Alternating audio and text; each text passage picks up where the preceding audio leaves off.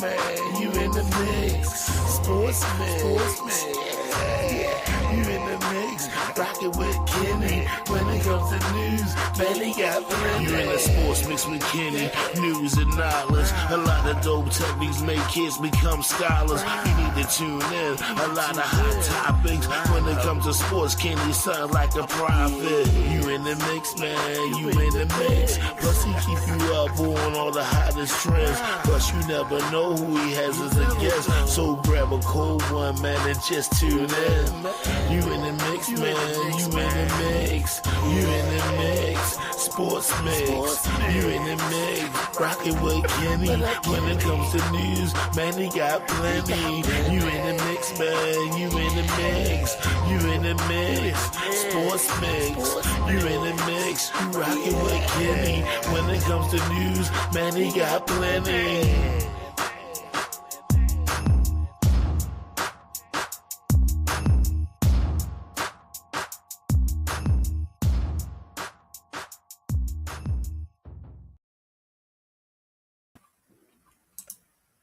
What up? Mr. Sports Mix. With Kenny in the building. Right. Dino. What's up, brother? Sir. Yes, sir. Up in here.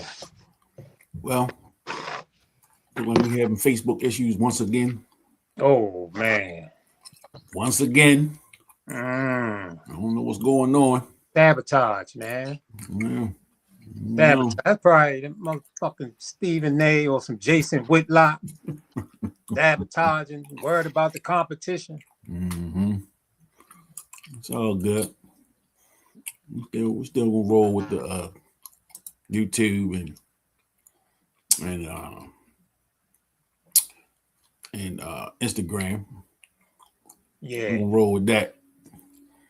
But what's up, everybody? You know, Super Bowl week. The Ravens not in the Super Bowl this year, in case y'all didn't know. I think it's the Seahawks and the Patriots. Yeah. You know, I'm hoping for a tie. You know, triple overtime, tie game. You know, something ugly, man. All safeties. Right.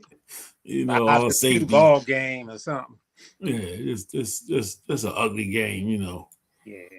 It's out there in San Francisco. Mm-hmm. You know, for those who are making their way out.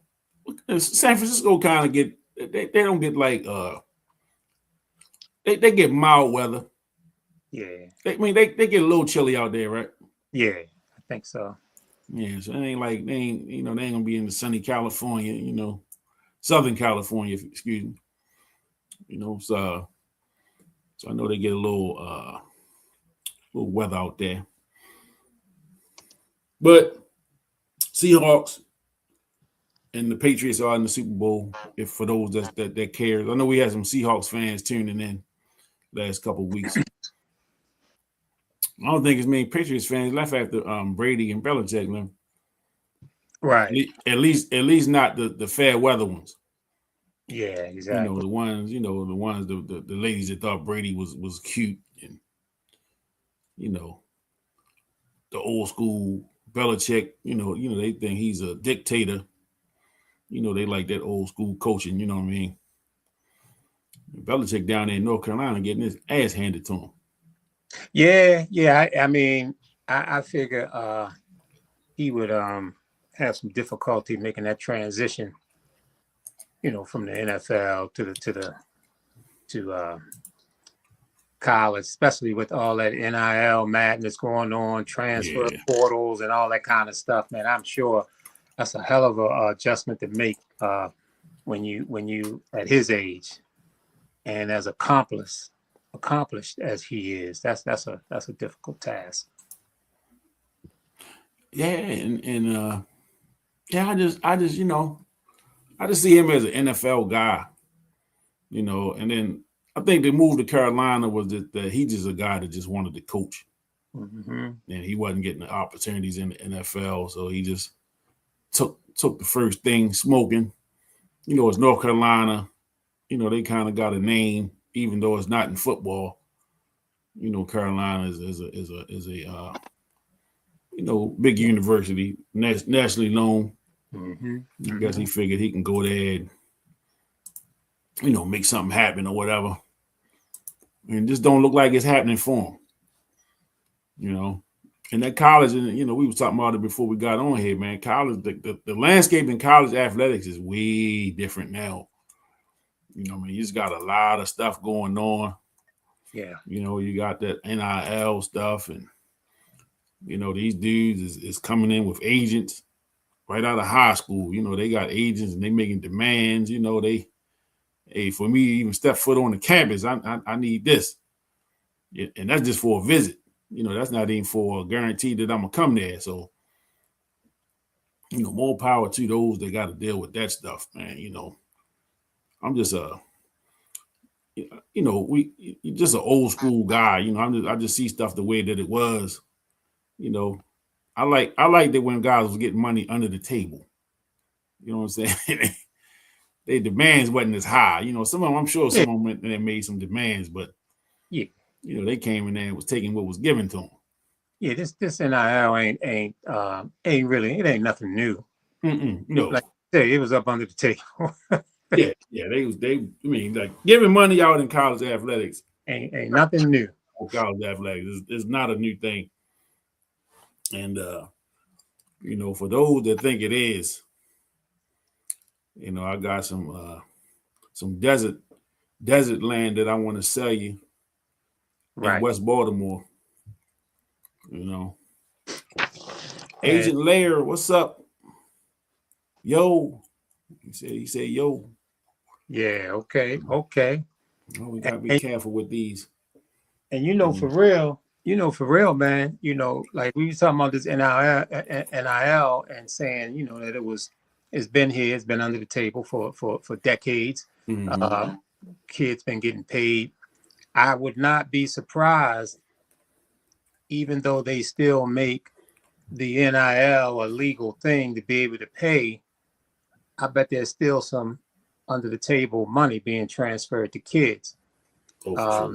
I would think that that's still going on. It's like, they make weed legal, but they still out there. They still out there selling. Yeah.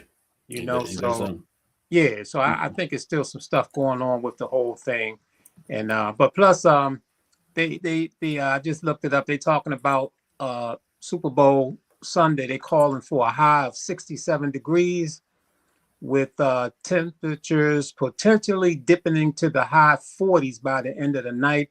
A small chance of precipitation remains. Yeah, I remember. I think when the Dolphins played the 49ers, this is back in the 80s. And that Super Bowl was played in Stanford. And that's up there like Northern California too. Yeah. And I remember like it wasn't like I think it might have rained or like been a misty day. It wasn't great weather. And it wasn't like, 80 degrees and sunny. What I mean? Like you said, probably a little overcast that day. And I just remember it just not being great weather. And for real, man, I'm not really mad at the weather being a little adverse in the Super Bowl. I mean, this is football. Yeah. You have to adjust to the conditions, but I think for the fans' sake and for the whole event, where you got a large audience there, they're paying top dollar for seats. So I think it is a great idea to have a good venue, man. Yeah. Sitting up in Foxborough watching the game, that ain't gonna work. Because remember, a couple years ago they had the Super Bowl in New York. Yeah. And that yeah. So you gotta you want your premier event to be somewhere enjoyable for everybody. Exactly. A nice warm weather city that's kind of active, got some things happening. Or if it's not in a warm weather city, somewhere with a dome stadium, that's got an active, lifestyle, outside is popping. Dallas, Vegas, they got dome. They got active nightlife in those cities. Has it been in Vegas yet? I know it's coming. It's got to be. It's coming. I just saw it. I don't know if it's next year or the following year, but I know it's going to Vegas soon. Yeah. And New Orleans has had it quite a few times. New Orleans is a city that doesn't get cold like we experience. And it's lively down there. It's got a lot of life. Yeah, it definitely got a lot of life around down in NO. So we'll see. We'll see how it plays out. Here on the East Coast, we've been dealing with some weather. Had a little snowstorm come through, and biggest one we've had here in a long time. And not only the snow, but then you're dealing with the temperatures. Right. So everything freezes up, and the snow been around for about a week. Ain't no melting. Now you got sheets of ice, everywhere. Ice on top of the snow. Yeah. So, and you had to know eventually we was gonna get something. Yeah, it had to happen. We've been skating away. We've been getting away with these mild winters, and you get a little dusting here and there. They call that a snow. They closing schools and snow around about 12 o'clock. I just think that the state, based on how docile the snow weather has been for us over the last, 10 years or so, or however long it's been, it left us pretty much ill prepared for what was happening. And, a lot of talk about global warming and all of that. And, in our history, we know blizzards. Yeah. We know about that. We didn't experience that, but a 10-year-old may not know too much about snow in this area. Right.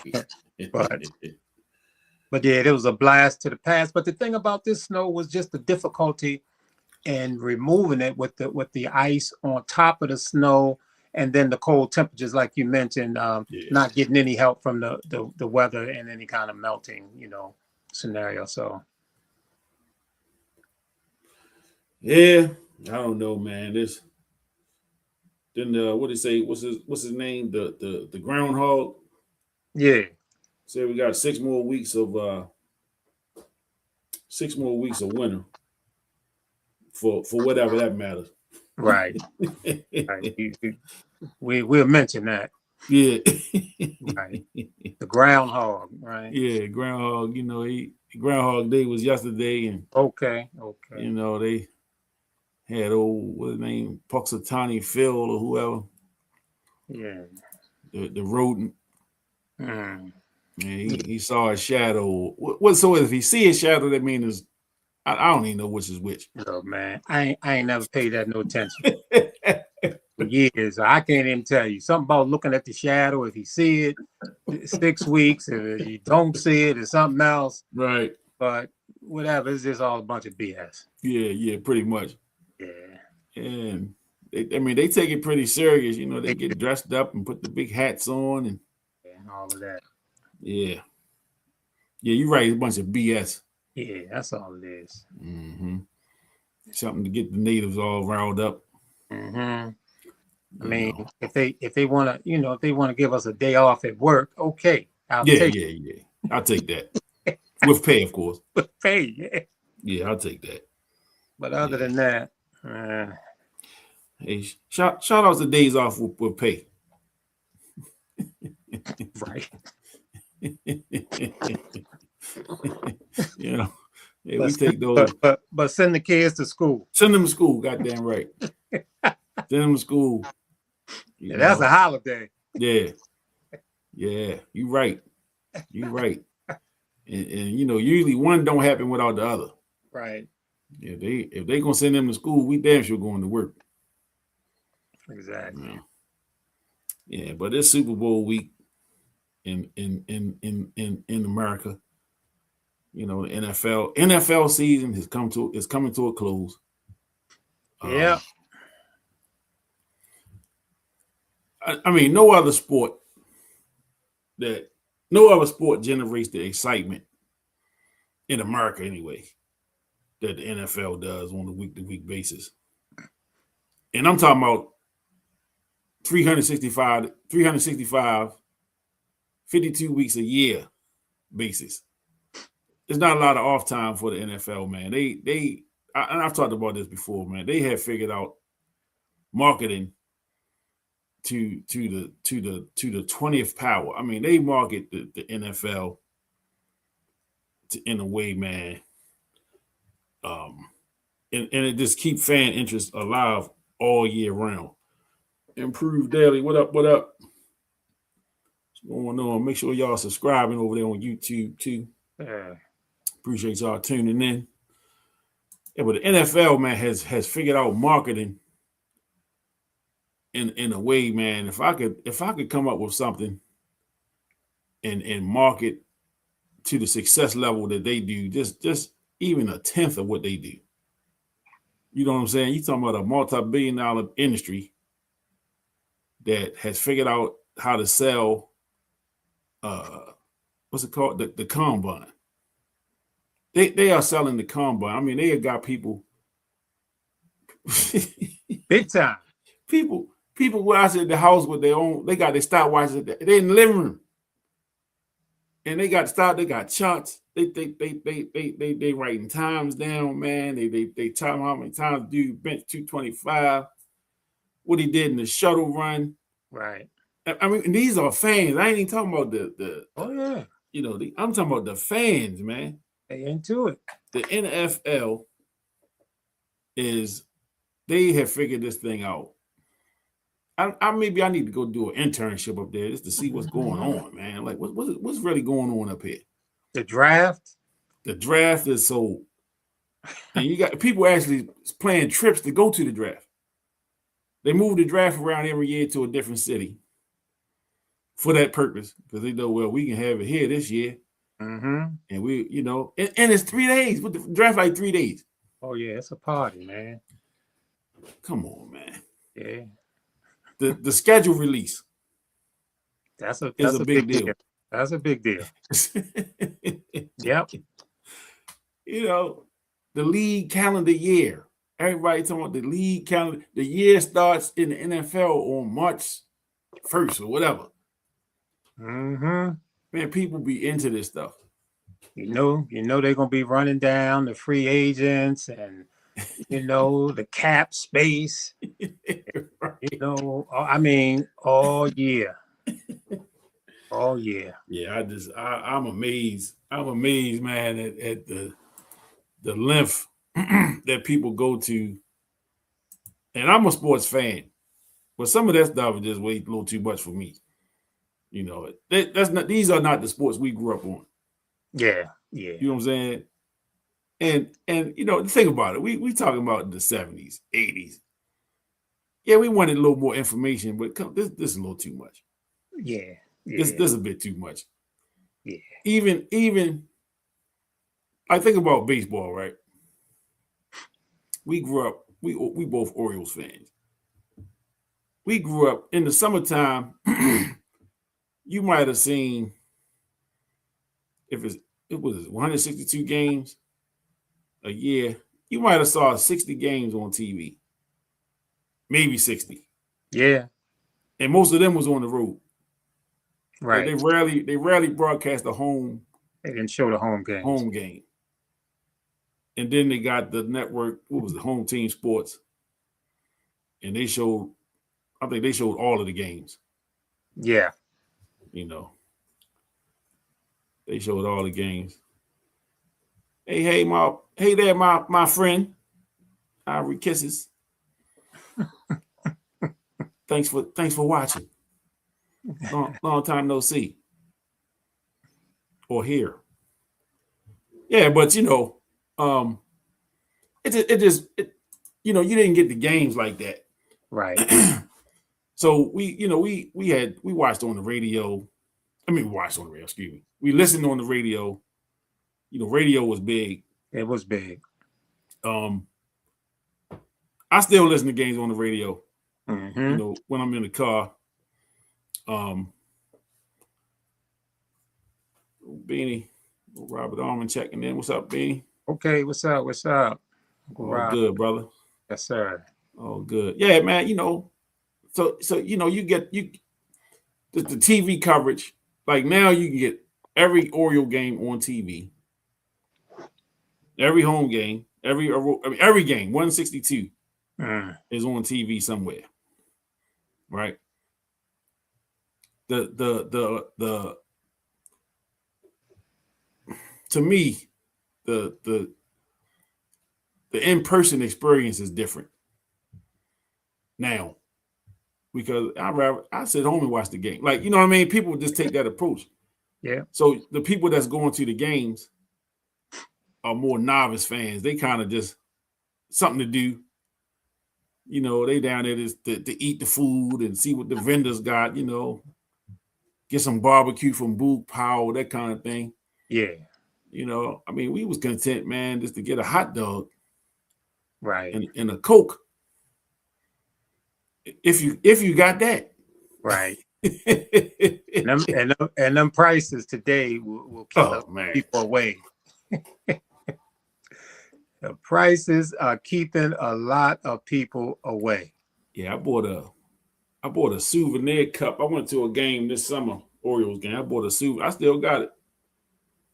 Souvenir cup. So now I don't know when the last time you've been down there. So like you buy a soda, you buy the cup, and they got fountain soda machines around the stadium. So as long as you got that cup, you can just go refill it as many times as you want.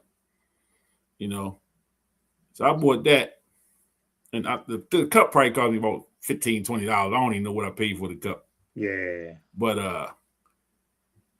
I mean, I don't know, man. It's everything is just so expensive now. Then the experience is different.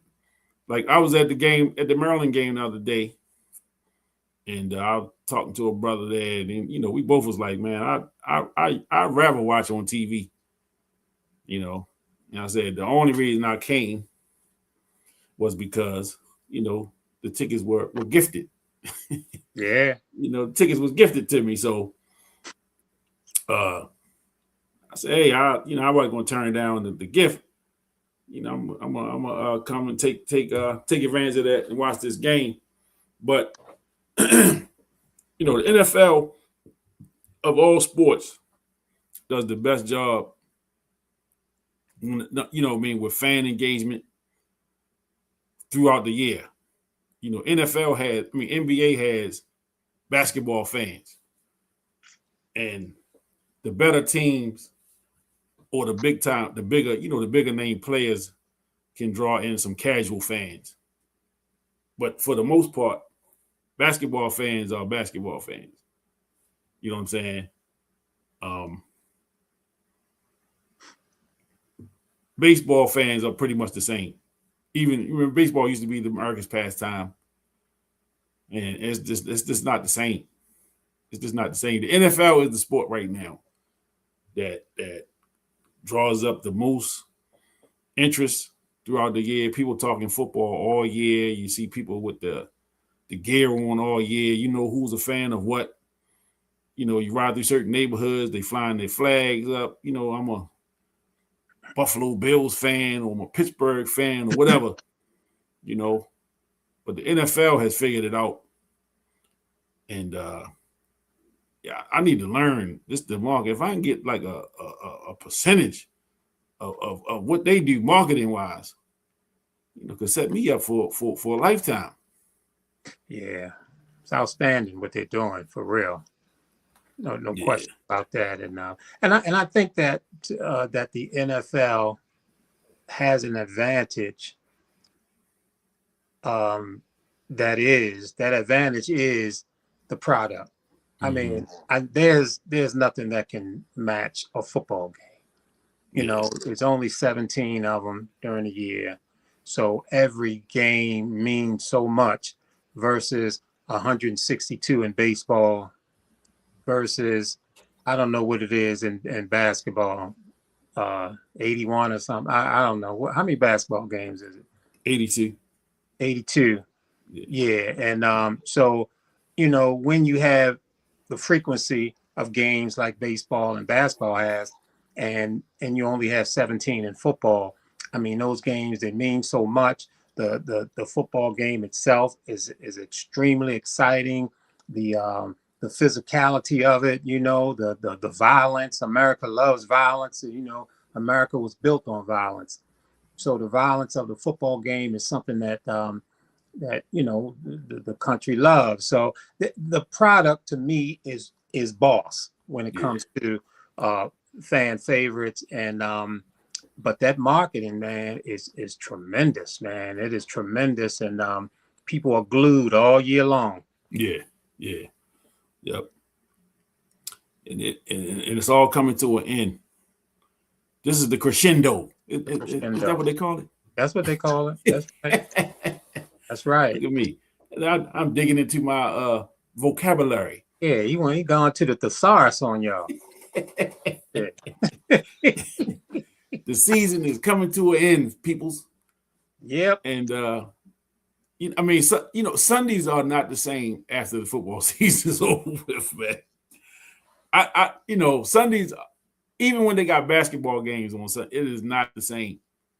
It is not the same, man. It's almost like, hey, what am I going to do? Exactly. What am I going to do today?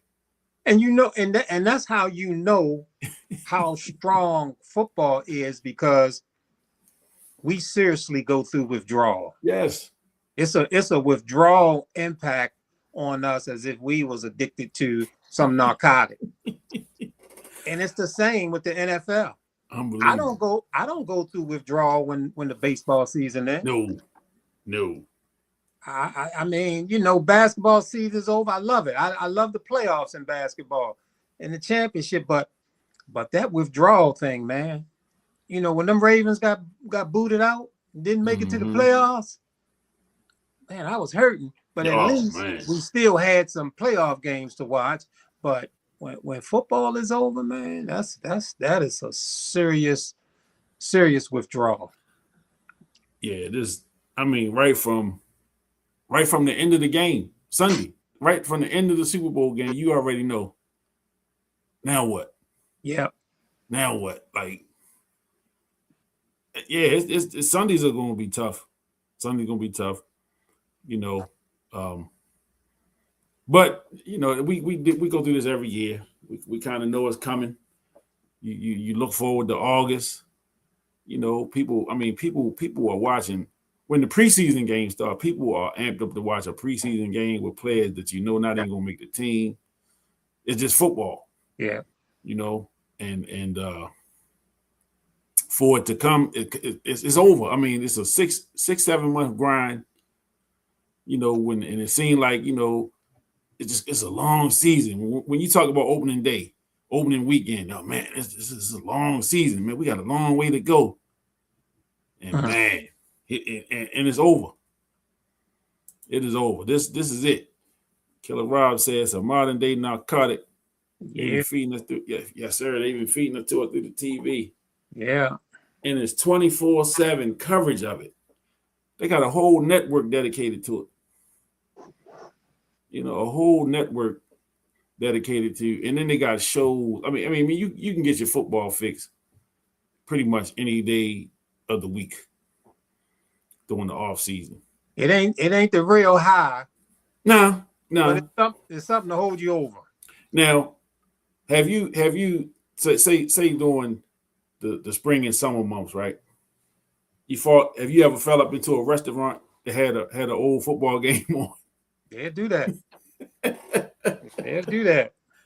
And I will sit and watch. And sometimes it's a game I've already seen before. Yeah. And I will sit and watch that thing like it's happening live. And that ain't a bad strategy, you know, to go sit up in a nice Baltimore restaurant and look at the 2012 Super Bowl, Mm-hmm. or the 2000 Super Bowl, or the Miracle Game in Denver. Yeah. You know, stuff like that. Yep. It is. It'll make them chicken wings taste better than that steak. You play that. It's a strategic move. Speaking of chicken wings, so you do a spread for the Super Bowl, or you get into it like that, or you just kind of? Yeah, I mean, it kind of all depends. I mean, the last couple of years, I don't went to the Super Bowl party. Mm-hmm. Last couple of years, for me personally, to me, being at home watching it is, I don't know, it's almost even as far as going to a Super Bowl party. As a matter of fact, probably me being home is probably the best way I like to look at it. Yeah, me too. But going out is fine too, and so we'll see. I'm flexible, that kind of thing. Yeah. I haven't been out to watch the Super Bowl in years. I haven't been out to watch it, but I used to do like food at the crib. I make my own wings and little cold cut sandwich, the big long, not quite a 6-footer, maybe. Yeah. For me and my kids, have some grub in here for us, sliders. Yeah. Just and have our own little situation. Yeah. And I used to do that. But shoot, my kids growing up now, they don't, they ain't around here watching. If they wasn't watching the game then, they were just tearing up the food. Yeah. By the time the national anthem was over, they was gone. Right. But I don't even do it no more. I think last year I made some dip, and that was it. I think I bought some little food, ate that, just enough for myself. And a lot of people, man, they don't. You bringing up the idea of, how well the NFL is doing their advertising of the sport and promotions and all that kind of stuff. Some people don't know the NFL when it wasn't a halftime show. Yeah. Yeah, Super Bowl at one point didn't have halftime shows, and now that's a big thing. Now they got, I guess, pregame shows and all of that, so true football lovers again. And I think when it comes to the NFL, we talked about it a little bit last week, and I just remember how the woman spectator just wasn't really that strong for the NFL back in the day, and that part of it has really, really grown. And for real, man, when it comes to life in general, we know that without the female, man, the life is going to lose some of its spice and zestiness. Anytime you incorporate the female into the mix, they're gonna bring it. Yeah, they're gonna bring it. So, so it's a huge plus that the women are really involved into the sport right now, and that's another thing that takes football over the top, because I think that and even the basketball fans, women basketball and baseball and things like that, but these women are some rabid fans, man, when it comes to football. Yeah, and if y'all watching, ladies, chime in. Just trying to give us your what is it about the sport that drew you in? Because again, once upon a time, it was not like that. It was not. It wasn't like that. And so, for sure in the last 25 to 30 years, you see the uptick in women not only watching the game, but they heavily involved buying merchandise, buying season tickets, traveling to games. It's like the event. It's like a big event now. And I definitely would like to get that female perspective. Right. To see exactly, what it is that's got them locked in to the NFL like that, man. and it seems like it's only the NFL, that they have the casual female fan kind of locked in like that. Yeah. You have some ladies that are basketball fans that will watch the NBA, but not to the level that they do the NFL.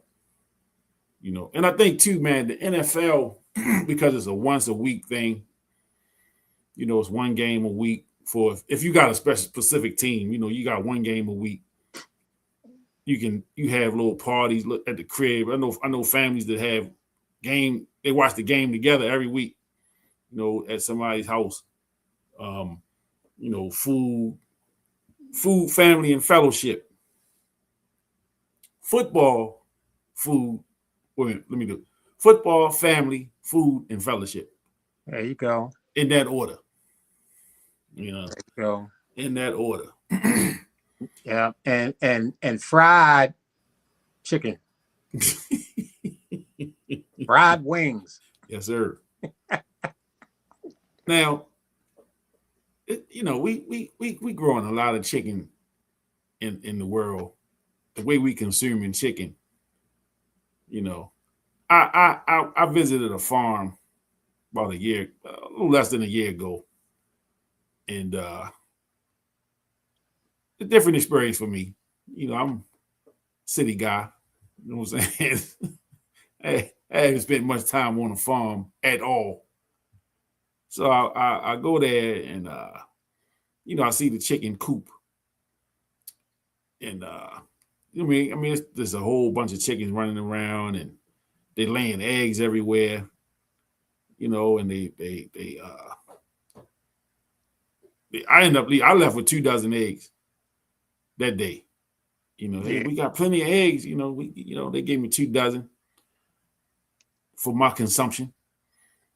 And but the seed, they just lay eggs randomly, just boom, boom, boom, boom, boom. And then they had a I don't know what you call it. It wasn't a coop, but like inside the barn where they kept the chicks, the ones that they hatched. And you talking about, man, there might have been 300 to 400 of them in that little area, with the light on them to keep them warm and stuff. And those are the ones that end up on our table. Yeah. I mean, man, it's an amazing thing when you think about the world, and I mean, if you just think about Baltimore, mm-hmm. I mean, these B-more folks are throwing down on some chicken. Yes. We know that. I mean, yes. You got hip hop chicken, you got what is it, wings and things, and all these little joints coming up, these chicken spots. And I just put, and I'm sitting here, I used to wonder, man, how many chickens they kill in a year? They saying globally over 200 million chickens are slaughtered for meat every day. Every day? Every day. How many now? They say over 200 million chickens are slaughtered for meat every day. In the United States, 24 to 26 million are killed daily. What? In the United States, there's 9 billion chickens being killed annually. Wow. I mean, that's something, man. That's something. And it all depends who you're listening to. This is saying that 150 million chickens were slaughtered. This is in the United States. Mm-hmm. 12 billion chickens are alive at the moment. Damn. I mean, this is some serious stuff here. This is some serious stuff. Now, because you got that other segment of people talking about the chemically enhanced chickens and right, the computer generated or what they call them, they steroid chicken and Oh yeah, they all pumped up. And then some of them been cloned and Yeah, all of that. all that stuff, man. That. And truthfully, if you're not raising your own food, we really don't know what we eat. It's just to that point now. We really don't know what we eat no more. If you're not growing your own stuff. It's amazing, man. They do have if you ever want to know what's being killed, there's a website. It's called Animal Clock, and it will let you know right to the number right now, and they give you the stats and they break it down. The chickens, the turkeys, the cattle, the pigs, ducks, sheep, fish, shellfish. They break it down to how many are being killed, and then they give you a total about. And I'm this is some crazy stuff. This is a big number. This must be right now the 2026 U.S. animal kill clock, and it's moving. The clock is adding up as I'm looking at it. And right now, we're in January. Yeah. This is the 2026 U.S. animal kill, and it's 5,151,205,458, and which has been killed for food this year in the U.S. And they talking chickens and turkey. They got 8 billion chickens already. 214 million turkeys. Wow. This is some crazy. 36 million cattle, 124 million pigs. They got it broken down. So this thing, man, of killing animals, man, how can that be sustained? Right. The cloning that you mentioned has to be in play. Yeah. And they juicing up these animals with steroids and all kinds of chemicals to fatten them up so that they can go to the slaughter quick. So you have really baby cattle, baby pigs, baby chickens that they fat like grown-up chickens, so they can slaughter them and they send them out there for us to eat. And then, of course, we're eating this, and then we wonder why, our children, our little girls are having their menses when they're 9 years old. Yeah.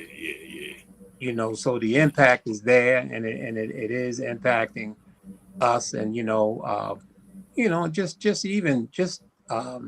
the healthiness, man, and stuff it's taking its toll on us.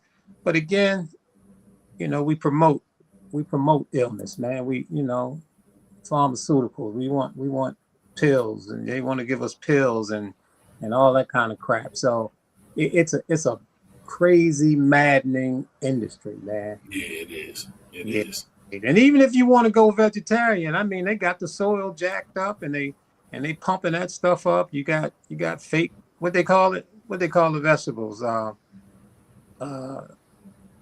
genetic engineering. What they call it? Genetically engineered vegetables and all that kind of crap. And you can't win. No, you can't. You can't, man. It's unbelievable. It is truly unbelievable. Unbelievable. And nobody cook no more. Nobody cook no more. Right. Not to the levels that we once knew. Everybody's so busy now. Right. Nobody have Sunday dinner. At Big Mama's house. It ain't even no more Big Mamas. No, they out. They gone, man. Wait a minute. Rare. Wait a minute. Rare. Wait a minute. Somebody, my friend says she cooks. That's what's up. Well, what you cooking on Sundays? Right. Matter of fact, what did you cook this past Sunday? Mm-hmm. And why wasn't I offered a plate? I'll just put you on the spot. And and then, even cooking, we have to do our due diligence in trying to select the best product to cook. Killer said it take a week from the time that chicken is born until it go on your table. Right. That's tough. Yeah. That's tough. That's amazing. Tough. You talking about we can hatch an egg today, and next Tuesday, that thing is in the grease. Right. And we don't think twice about it. Yeah, you're right. We don't think twice You're about it. But when you start looking at these numbers, that makes you say, damn. Yeah, we definitely ain't thinking twice. Nah, man. We ain't thinking some hot twice. sauce. Only thing we think about not biting our damn fingers off while we eating them wings, man. You know. Wait a minute. And she threw down. She had some salmon and mashed potatoes, northern beans, and broccoli. Man, what you having this Sunday? You having a Super Bowl meal? I'll do a drive-by. Wow. You know, I bring my own Tupperware. You know? Yeah, I bring my fork. Yeah. And my appetite. So, well, I know you're not a sports fan, Miss Ivory Kiss. I know you're not a sports fan, but I appreciate you watching. But are you gonna watch the Super Bowl Sunday? Are you gonna do that? And if so, what is on the menu? Are you having chicken wings? Right. You know, and then a multitude of flavors. You know, buffalo and lemon pepper and habanero, all kind of flavors. No, sir. I mean, I know you're not a sports fan. I figured that. Damn. But I appreciate you watching the Sports Mix. I do. Wow. And maybe we hold your interest because we talking about food. We ain't talking about sports. Yeah, see. Wow. So you into the research now. I see you over there. Man, it's mind-boggling, man. It's mind-boggling. I'm gonna have to shut this page down, boy. They talking about since I visited this page. You know, I just visited it. Yeah. What, 5-7 minutes ago, whatever it was. 800,000 animals been killed for food in the U.S. Wow. Since I just visited the page. That's tough. 1,800 gallons of water is used to produce 1 pound of beef. That's the equivalent of 7 years of drinking water for the average person. That's tough. Wow. That's tough right there. Wow. Yeah, this is life changing looking at this thing. Good gosh. Yeah, that's tough. But hey. But I have to admit, it's not gonna stop me. Ain't gonna stop me Sunday. Nah, and it shouldn't. Yeah, it shouldn't. Down. Yeah, I mean, you know. Yeah. Hey man, you were born and raised a certain way. You know, it just you know, chicken is just I probably could eat chicken every day if I had to. Mm-hmm. If I had to, I could eat chicken every single day. Fried, baked, grilled, rotisserie, broiled, boiled. Right. You know, steam it. Yeah. You find a way. Yeah. You get that, as long as you get the pink out. Yep. It's edible. We can make it happen. Yeah, chicken is super popular, man. Yeah. Yeah, so you know. And we got on the food subject. Mm-hmm. Because the Super Bowl Sunday upcoming. Super Bowl took us there. And Super Bowl generates a lot of excitement with these spreads that people have these parties and get-togethers, and you know, there's a lot of food and a lot of fellowshipping, and food is the star. You know, who brought this and who brought that, who made that, and where'd you get this from? Right. You know, Hip Hop Chicken and America's Best Wings and Royal Farms and all these places are gonna be packed Sunday. with people buying 100 pieces, 50 pieces. You know, Redner's out there. They got some pretty good chicken. They're gonna be packed. You know, so it's they're gonna sell a lot of chicken this weekend. Right. I'm not buying none. I'm taking a stand. I'm taking a stand. It's too many chickens being slaughtered every week. Yeah, something to think about, though. I didn't tell you that. Something to think about. I ain't know they doing the chickens like that. But you know, when you see these chicken places popping up like you do, you know, if you think the way I think, and I tend to think a little outside the box, I think about stuff like that. And man, it's a lot of chicken. And you talk about sometimes within a 2-3 block radius, man, you might got 4 or 5 chicken spots. Oh yeah. Oh yeah. And all of them be packed. And all of them surviving. And I mean, you know, just food places in general, man. It's like so many food places, man. It's like, wow. Yeah. So, you know, when y'all watch this podcast, right? We call it the sports mix. And we definitely be mixing it up. You know, I don't know what's going on with my Facebook feed. I've been trying to troubleshoot it while we're online here, and I don't seem to have the answers. So I'm gonna try to have it worked out between now and the next time we come on.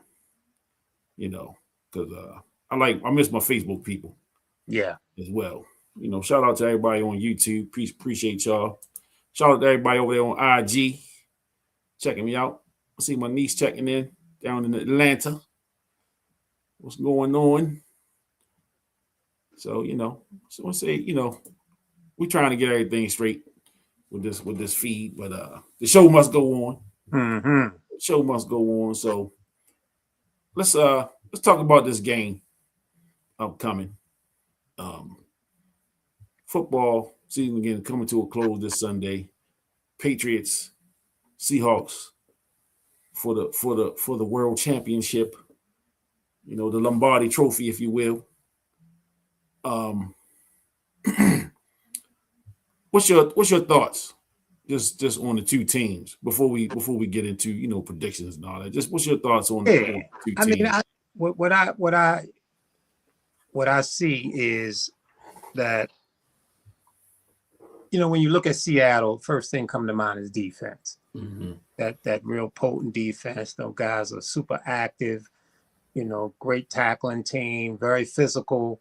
Of course, they got former Ravens defensive coordinator Mike Macdonald at the helm over there. He's done a great job. Mm-hmm. Here he is, I think, his second year, and he has pushed that team to the Super Bowl. How about that? Yeah, that's crazy. You know, and congrats to him. You know, Baltimore definitely loved Mike Macdonald. So, but I think the big thing that is kind of surprising for them is, you know, the quarterback position with Sam Darnold. Mm-hmm. And Sam Darnold was looked at as an underachiever. And, you know, the patience that they once had with quarterbacks is kind of no longer there.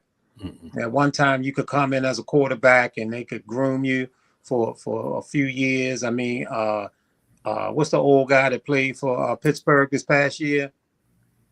Aaron Rodgers. Aaron Rodgers. He sat for some years up under Brett Favre. Mm-hmm. The kid that plays up there in Green Bay right now, he sat some years up under the old guy, Aaron Rodgers. So love up there. Yeah. So the patience to develop quarterbacks is not there. We are a society that is impatient, and they were impatient with Sam Darnold. And what has happened, he won 14 games up in Minnesota last year as the quarterback. Mm-hmm. And so Seattle jumped on him. Minnesota didn't think that they could win with the Super Bowl with this guy. So they wound up letting him go. Seattle jumped on him. Now he's going to the Super Bowl. and basically because of that move, they fired the GM up there in Minnesota. Mm-hmm. He's gone. So the impatience is there. So, but I like the fact that Sam Darnold is kind of playing his best football. He kind of reminds me of how Joe Flacco did with the Ravens back in 2012, where he didn't sign that contract and he bet on himself, and he didn't play well that year. But it clicked in right before the playoffs, and he carried us all the way through. So I kind of see Sam Darnold not. I mean, he ain't kicking it like Joe did. Joe did some crazy stuff.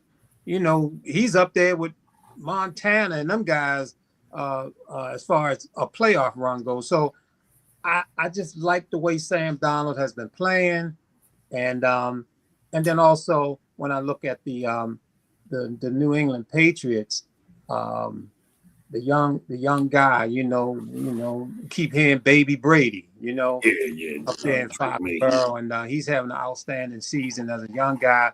But I think that their journey to the Super Bowl has been a little bit, I think it's been easier than Seattle's when you think about them playing Denver without their starting quarterback, and they're able to beat them and get there to the Super Bowl. So I think we're in for a good game. You know, the whole world is ready for it, and yeah. So I mean, I got my thoughts on who I think will win, and probably could even gather who I'm thinking going to win based on what I just said. Right. Yeah, I think you know, with New England is a team. Preseason, nobody had them in this position. You know, they first year head coach. First year back in New England. This is not his first head coaching job, but Mike Vrabel, who we talked at length about last week, you know, he came in, you know, kind of came in and with no expectation, and they've been solid all season, you know. And I remember at some point early in the season, because they were on the Ravens schedule. And they were on the back half of the Ravens schedule. And I remember having conversations, people saying, well, the back half of the schedule ain't that bad. Right. You know, and New England was one of the teams people were talking about. And New England just stayed steady all season, you know, and they end up winning the division. You know, and that's a division with Buffalo in it. You know, who I think Buffalo is one of the division that the AFC East the last few years. You know, so Buffalo. You had Miami that was okay for a couple years. They fell off this year. But New England, man, just kind of was steady.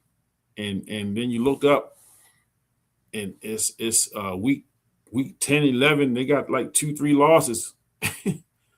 And they're just playing good football. You know, Drake May, you know, is I'm not gonna call him you know, he's not the guy that's going to light the stat sheet up. You know, he's not a guy that's going to, you know, put those big gaudy quarterback numbers up. But he's solid. You know, he don't make a lot of mistakes. You know, he just kind of manages the game, you know, but he make plays when he has to. You know, and that's the key with a quarterback. That's really what you want from a quarterback.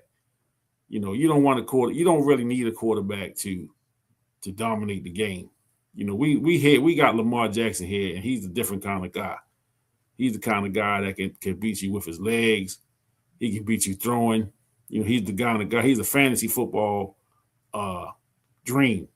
You know what I'm saying? He's the type of guy who could put up incredible fantasy numbers, but he's also the kind of guy that gonna sell tickets.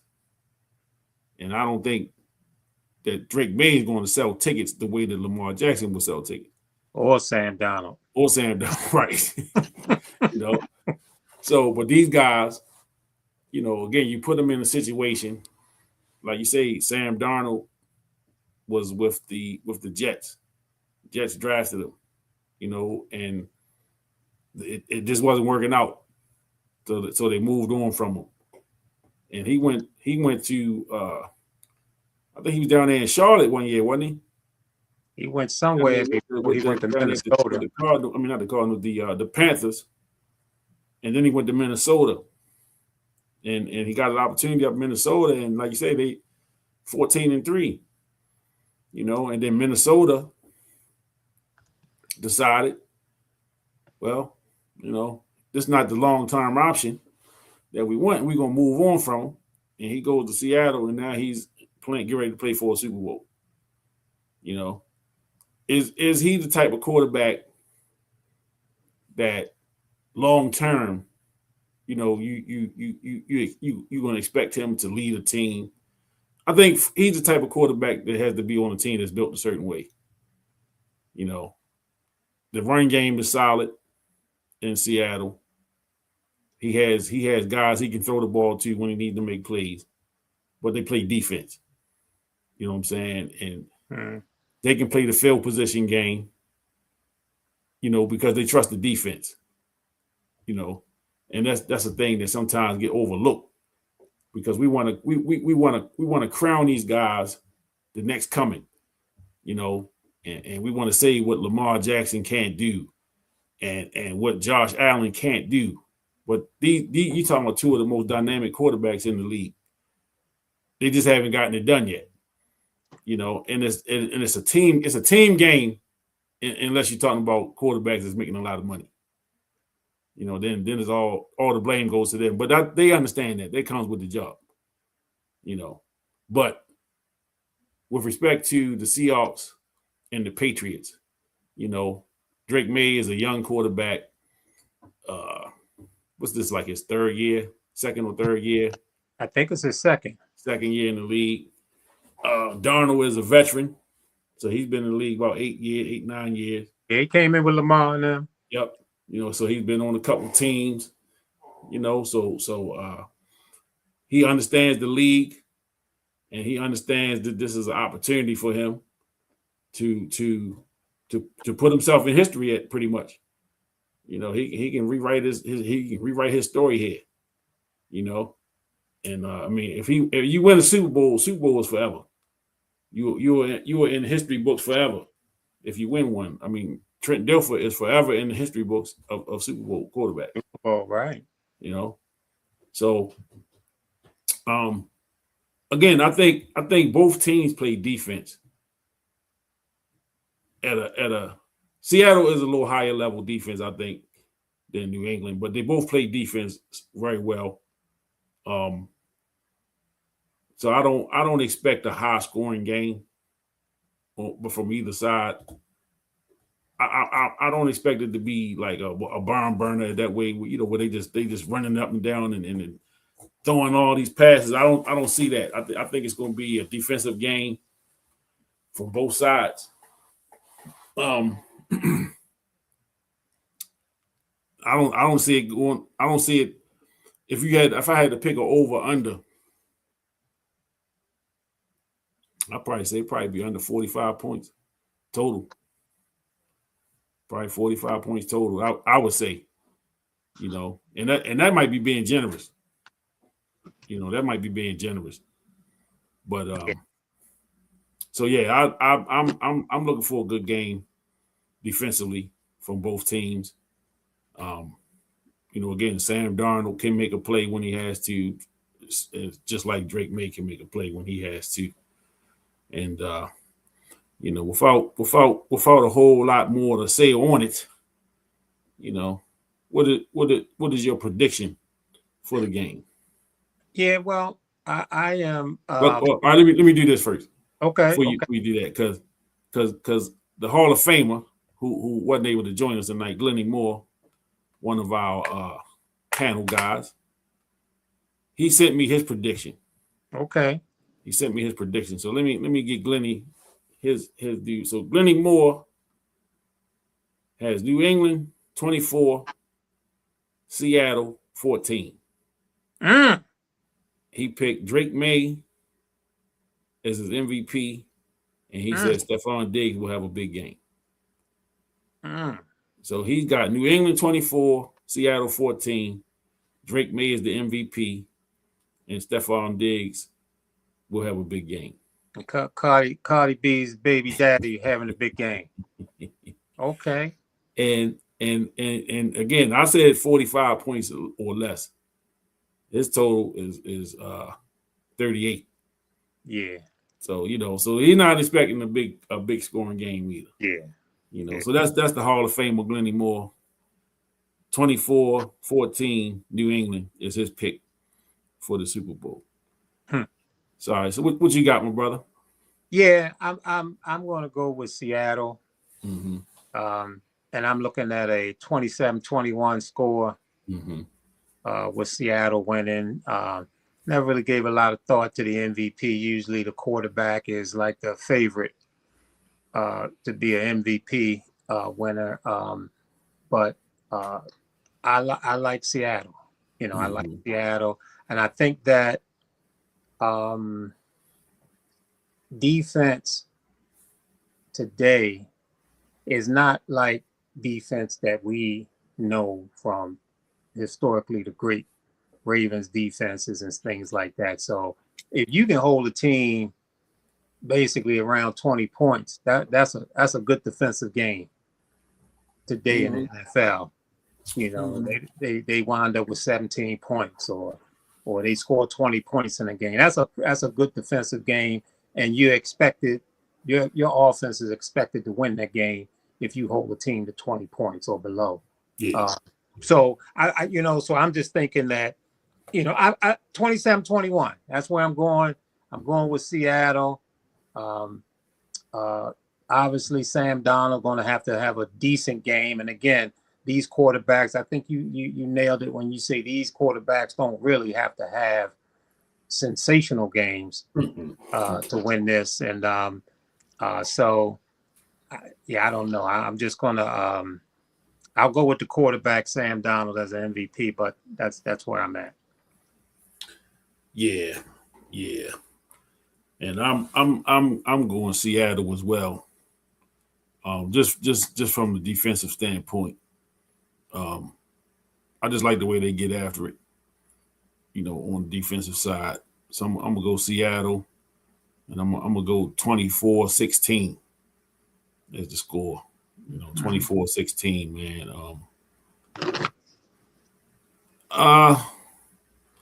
I mean, unless somebody just go off, or somebody on the defense has a big game with some picks and a pick six or something. Usually, it's gonna go to the quarterback. Yeah. You know what I'm saying? It looked like it's just always been recently. It's just been quarterbacks getting the MVPs. Right. So if I had to pick an MVP, I probably would go Sam Darnold as well.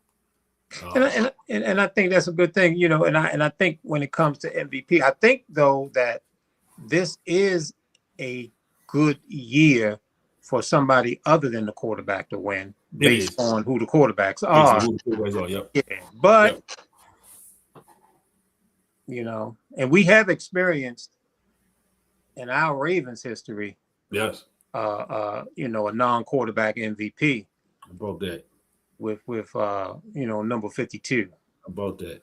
Just want to throw that out there. The legendary Ray Lewis was the Super Bowl MVP back in that 2000 year, where pretty good, wasn't he? Oh man, and the opposing team did not score on the Ravens defense. No. On that game, they did run a kickoff back and scored on our special teams, but they did not score on that Ravens defense. And I'm not sure if that's ever been done in Super Bowl history, where the defense did not give up any points. No, that was it. That was it.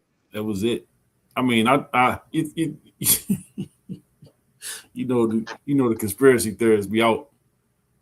I guess Paul Tagliabue was watching that game. Say, look, he called Art Modell. He called over to Art Modell's owners by say, look, I know the defense is not gonna give up nothing. Right. Can we miss a coverage on this kickoff, please? Do something. We can't leave here with them not scoring nothing. Because it just wouldn't be a good look for the NFL. And you had what was like 3 touchdowns within 30 seconds or something crazy. Man, I mean, it was something crazy and like that. And and our special teams were so disappointed to give up that touchdown that because they wanted that shutout that our guy Jermaine Lewis came back on the ensuing kickoff and took it back. Yes, indeed. So yes, great, indeed. great game. And the thing with that Ravens team, they had, speaking of legendary, they had the legendary Jim Brown come in and give a pregame speech to the team. Mm-hmm. And Jim Brown is a Cleveland Brown, a great Hall of Famer from Cleveland who had connection with Art Modell. So Art Modell was able to bring in Jim Brown, who a lot of people still think is the greatest football player to ever step on the field. Yeah. And I heard Ray Lewis say that Jim Brown is the most dominant athlete to ever step on any field. That was from Ray. That's tough. That's tough coming from somebody who is as accomplished as Ray Lewis is. So he gave him the pregame speech, and they went out there and totally dominated the New York Giants. I don't know if we'll ever see a defense like that again. Because the rules have changed. The rules changed. They got so many things to protect quarterbacks and offensive players, and then America, and one of the reasons why I got my scores kind of up in the 20s is that America is addicted to scoring. Yeah. We want to score, so we don't. That's why World Cup football or soccer, whatever you want to call it, a lot of people can't get with that. When the end of the game is 1-0 and a tie 2-2, a couple of goals in the game, and American, man, we want to score. So usually in any sport that we have, scoring is a priority over non-scoring. So offense is over defense. So offense always get the plus, the benefit, and all the rules that they come in with changes always benefit the offense, because again, America is addicted to scoring. We want to yell, we want to scream, we want points, we want goals, we want touchdowns, we want to see people dancing in the end zone, we want all of that. So I don't know if you'll ever see those kind of defenses again based on rules, and even in the NBA, and no hand checking and all this kind of stuff, and the 3 points and the scores are way higher, and even baseball, when you rarely see those pitching duels. I mean, baseball 2-1 games were great games. Yeah. For the purists, and we love those games. We love them just as much. I mean, when they score a lot of runs, you celebrate, but a good baseball game is a good baseball game. So offense, man, is the priority right now, especially America. Yeah, my gripe with that is like most of these sports are governed by people who haven't been competitive in anything. They they just fans, and some of these rules they come up with, the extra inning rule in baseball where you put a runner on second base. Yeah. Come on, man. That's not baseball, man. Right, what is that, man? That's not. I mean, a base hit and you score a run. Right. I mean, come on, man. That's not baseball. That's not baseball, man. But that is actually the rule. You know what I'm saying? And the first time I saw it live, I was befuddled. I just could not believe what I was seeing. I'm like, yo, they actually gonna put a runner on second base to start the inning. Come on, man. What are we doing? Right. What are we doing here? I think in college football, they give it to them on the 25 or something. Yeah, like and come on, man. Come on, man. Play football. Kick the ball off. Kick the ball off. I mean, I like sudden death. Yep. Yeah. You know, I like sudden death. I don't like the fact that you give everybody opportunity now. That's what I grew up on, man. You flip the coin and whoever win, they win. Well, yeah, you get that ball first. If you score, you win. Yeah. Stop them. You know, but you know, man, they just got all these rules, man. And it's like you say, it's all about the scoring. You know, we got to figure out a way to get more scoring. And, you know, you look at the NBA, you can't, you can't hand check, and, you know, the hard fouls, and you can't really touch nobody no more. Right. And basketball is a contact sport. Yep. You know, for those who have played the game, you know, basketball is contact, man. You bumping, you know what I'm saying? It get a little physical. Mm-hmm. And you know, so man, people just don't get that idea, man. They just want to see, like you said, they just want to see scoring, and, you know, get to the basket, shoot threes. You know, that stuff is not entertaining to me. You know, don't let me It's lost. It's lost a lot of its entertainment value with that. Yes. Yeah. Yes. Yeah, it has. Yeah, it definitely lost. And see, people want to point the finger, because, you know, we always got to blame something or somebody. Somebody. You know, so Steph Curry, because he's the greatest shooter that we've seen, it's his fault. It's his fault. Everybody jacking up threes now. And if he was jacking up threes and wasn't making them, I mean, that's one thing. Right. But this dude jacking up shots and making them. I mean, he's stepping two, 3 steps over half court and letting them go. Yeah, he's ridiculous. I mean, the stuff that dude doing is absolutely ridiculous. I mean, he's so cool with it. I mean, man, you know what I mean, and you didn't hoop before, so you know what I'm saying, man. You imagine what you feel if you guard him. Well, he on the opposite team. You ain't got to be guarding him. He just on the other team. He come across half court, take a two or 3 steps over half court, sugar. Yeah. And he done turned around, went down court. The ball ain't went in the basket yet. Right. And I mean, he does that consistently. You know? Now, in the time when me and you grew up, he wouldn't be doing that. Somebody that got to him. Oh, that's what we doing? Right. Right. Exactly. Okay. Oh, you just gonna turn around before the shot go and look at the bench. We'll force him to go down in that hole where we got some people that can, you know, serve his ass. You ain't getting this jump off, but you go down in that hole. Ben Wallace waiting for you. Oh man. But you know, he take a lot of the blame. I don't think he paid no mind. No, of course. No. But his name is thrown out there because he's the one that's, you know, taking these shots and making them. Yeah.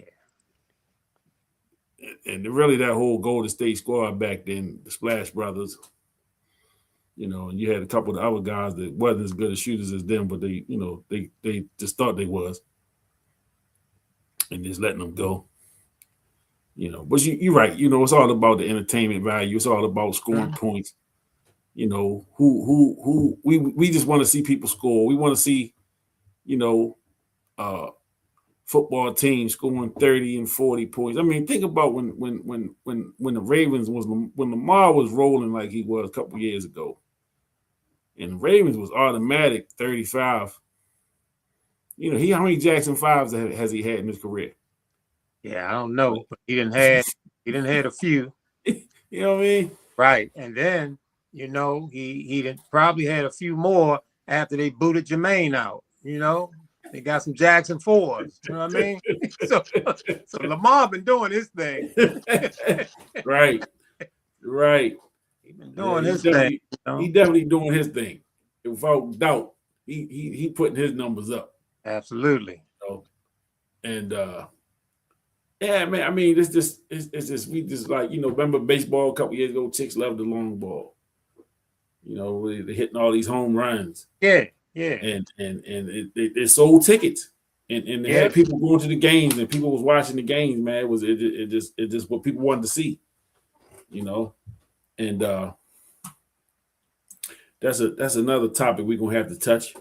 Sure. You know, with the long ball and now, you know, Barry Bonds and them guys are not gonna be Hall of Famers, which is blasphemous within itself. You Right. know, if they don't make if they not Hall of Famers, then the Major League Baseball should give the money back. All the billions they made in them years, they should get that money back. Yeah. You know, which we know they're not going to do that. Right. And I mean, you know, and you know, you look at you know, the sport like baseball, like you mentioned. I mean, they were really desperate, I think, for you know, entertainment value, and they allowed, you know, the Mark McGuires and the Sammy Sosas and them guys to you know, they knew that they were on that Oh stuff. yeah, yeah. They knew that they were taking performance enhancement drugs, and they allowed it, you know, to continue because there was a whole bunch of excitement, man, with Mark McGuire and breaking Roger Maris' record, and you know, the battle back and forth between Sosa and McGuire and all of that kind of stuff, man. So they needed something, but it all came crumbling down. It came crumbling down. But again, you know, scoring, hitting home runs, and things like that is more exciting, and they think it's going to bring the fans into the stadium, and it's going to bring up the viewership, and all of that means, you know, money. Yep. Yep. And that's really the bottom line. That's the bottom line. Let's get this money. Get this money, man. Get this money. So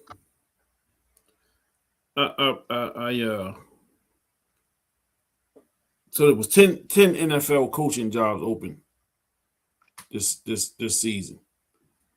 And I think the Raiders haven't officially named the coach yet.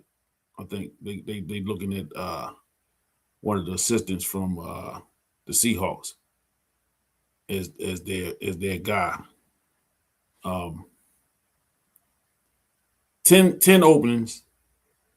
No black coaches hired. I think they said there was a minority. I don't remember who that was. Maybe Shala. Is he considered a minority? He's the guy with the Rams. He was with the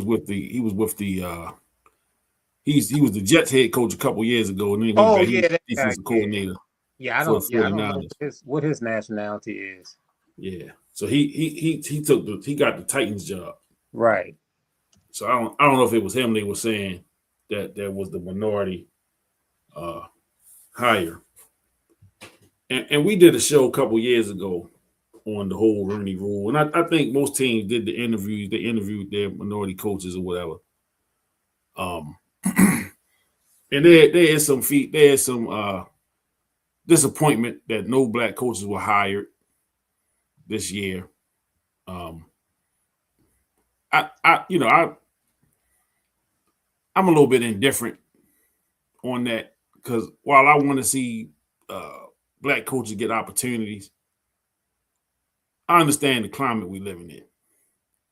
You know, I got a real good understanding of the climate and the world we live in. And you know, there were a few GMs that got fired for whatever reason. You know, and again, man, when you in sport and it's a big business, you know, it's $1 billion industry, man. So these people hire and fire basically who they want. You know what I'm saying? And I'm pretty sure that a lot of these hires, a lot of the interviews are granted just to please the Rooney Rule, just to keep their names out the headlines, you know. And a lot of times they probably know full well who they want to hire before they make a decision. You know, they probably got a short list of people that they already kind of considering. Yeah. Beforehand, you know. And so I don't get too bent out of shape with the whole Rooney Rule situation. Again, I understand why it's in place. I think it say more about the people that's hiring that they have to have a rule like that in place just to give somebody an opportunity. You know what I'm saying? Uh, to prove yourself as a coach. It just so much have to go right. Always remember, I quote John Thompson a lot because I just had so much respect for Coach Thompson as a basketball coach. But I got to really um, know, not know him personally, but know a little bit more about him and his thought process and how intelligent he was. Listening to his radio show and how some of his takes on sports and some of the inside information that he would give with respect to how professional organizations are run and why he didn't leave Georgetown, to go to certain NBA teams. When he had opportunity to back when the Warriors were, pretty flying high in the 80s and early 90s, and he had some opportunities to go to the NBA. And I believe there was opportunity with the Clippers, who had Elgin Baylor, who was a DC guy, was their general manager for a long time. And Elgin, is somebody Big John looked up to. He's a little older than Big John, and Big John always spoke very highly of him, Elgin Baylor. I believe they called him the Rabbit down there in DC. Yeah. But Elgin Baylor was trying to get Big John to come over there to the Clippers to take over.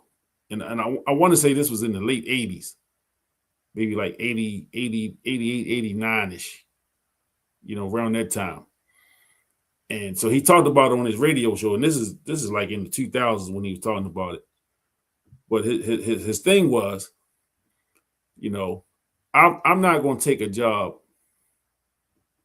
where I'm not in complete control of, because these jobs, they hire you to fire you. You know what I'm saying? Because you if you don't produce, if you're not winning, your job is on the line. And then you talk about the Clippers. This is an organization that's historically bad. You know what I'm saying? Historically bad, especially bad back then. You know what I mean? They were really bad back then. And so his thing was, man, listen, I'm not coming in there if I don't have complete control of everything.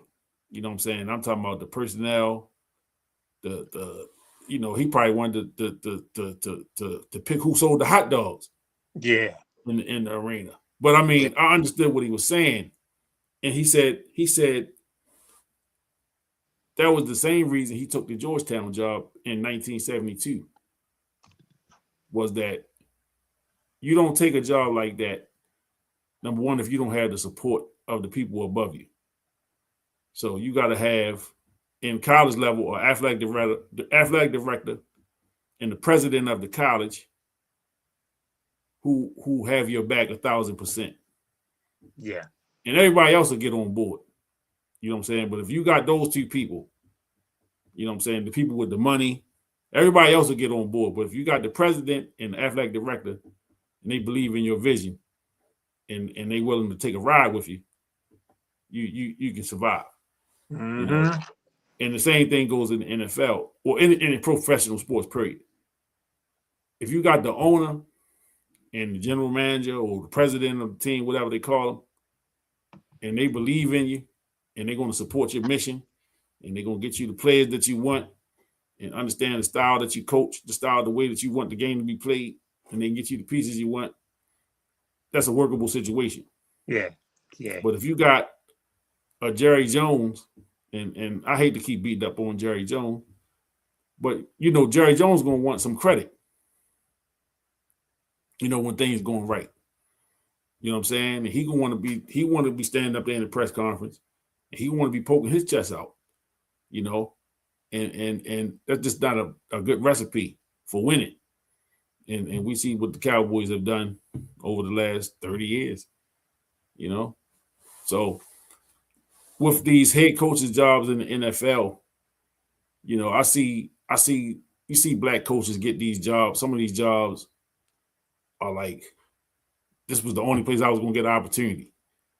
So, you know, you go to a team like the Raiders who, you know, just can't get right, can't get out their own way.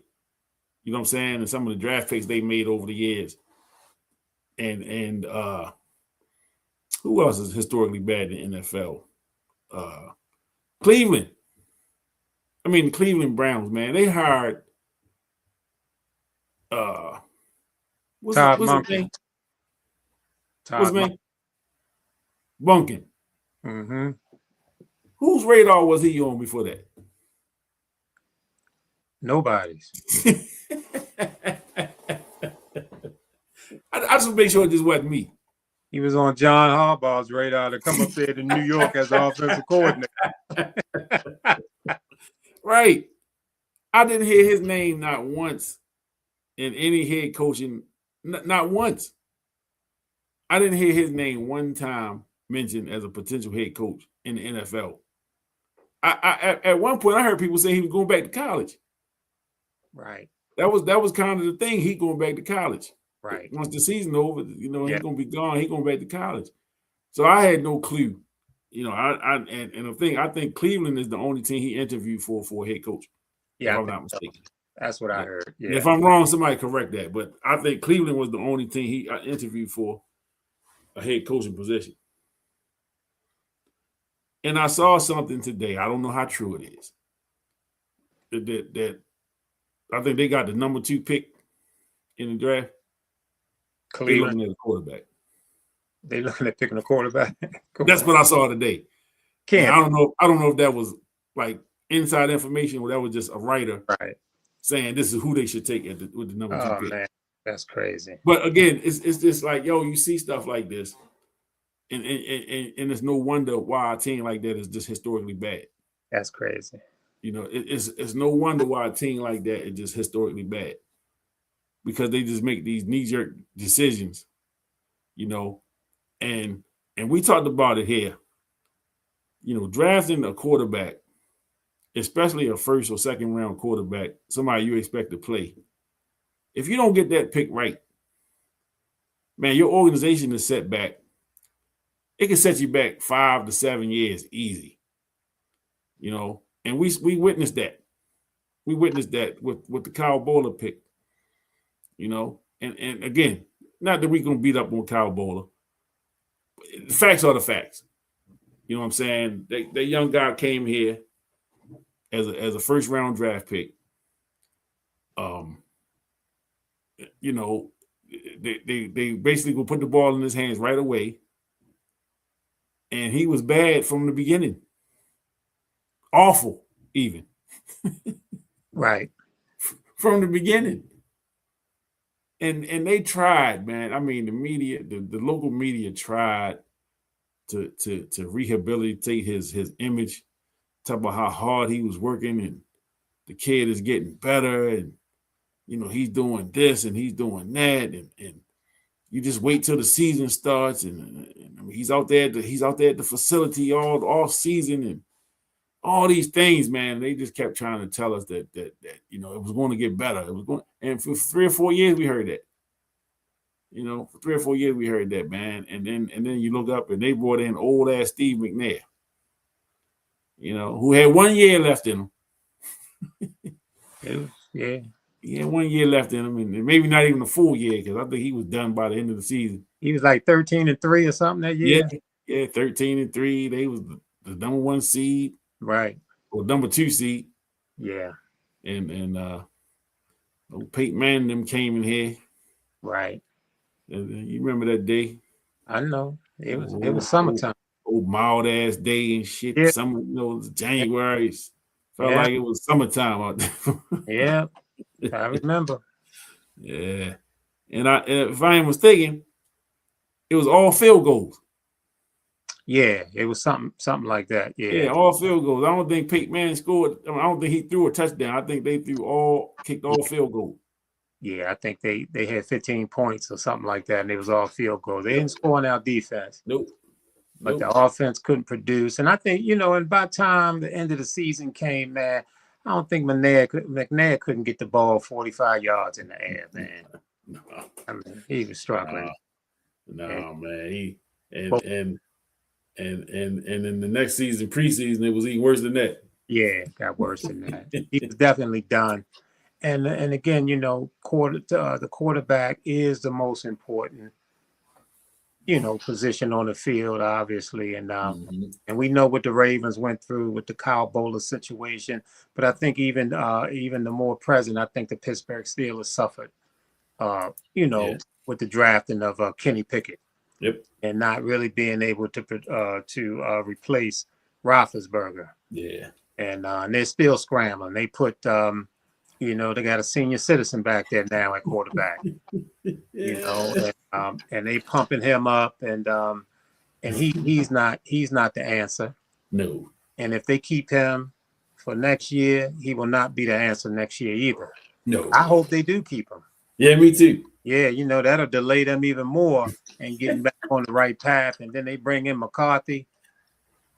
You know, so but yeah, man, I think and by the way, the NFL coach, he is from Lebanese background. Shallah. Yeah, Robert Shallah. Salah, yeah. So yeah, so he is the first Muslim head coach in the NFL. And this is his second job. And this is his second job, yeah. So he's a Muslim. He's of Lebanese descent. His parents are Lebanese, and although I think he was born here in America, but his parents are definitely Lebanese. So so he's probably when it comes to this season and the hiring, the only non-white hire as a head coach. And, and the Rooney Rule is there, you know, and it's still pretty sad in 2026 that you have to have a rule like that in place, to get people just to get interviews, which is, to me, I mean, there's nothing to that. I mean, a rule so that you just interview the dude and then that satisfies that satisfies everything. You interview the dude, and so I mean, so it's sad, but it also is a reflection of the NFL. When you talk about, you know, there's always that talk about the good old boy system, and the NFL is that. Yes, for sure. You know, for sure, it is a good old boy system. Because you're talking about billionaires. The Billionaire Boys Club. Yeah. How many billionaire, you know, minorities are going to be owning a football team? You know, so it's a rare thing, despite the fact that the league itself, as far as players goes, is over 70% non-white. The players, you know, so it's sad. You know, you kind of hope for somebody to come through. You see Tomlin step away.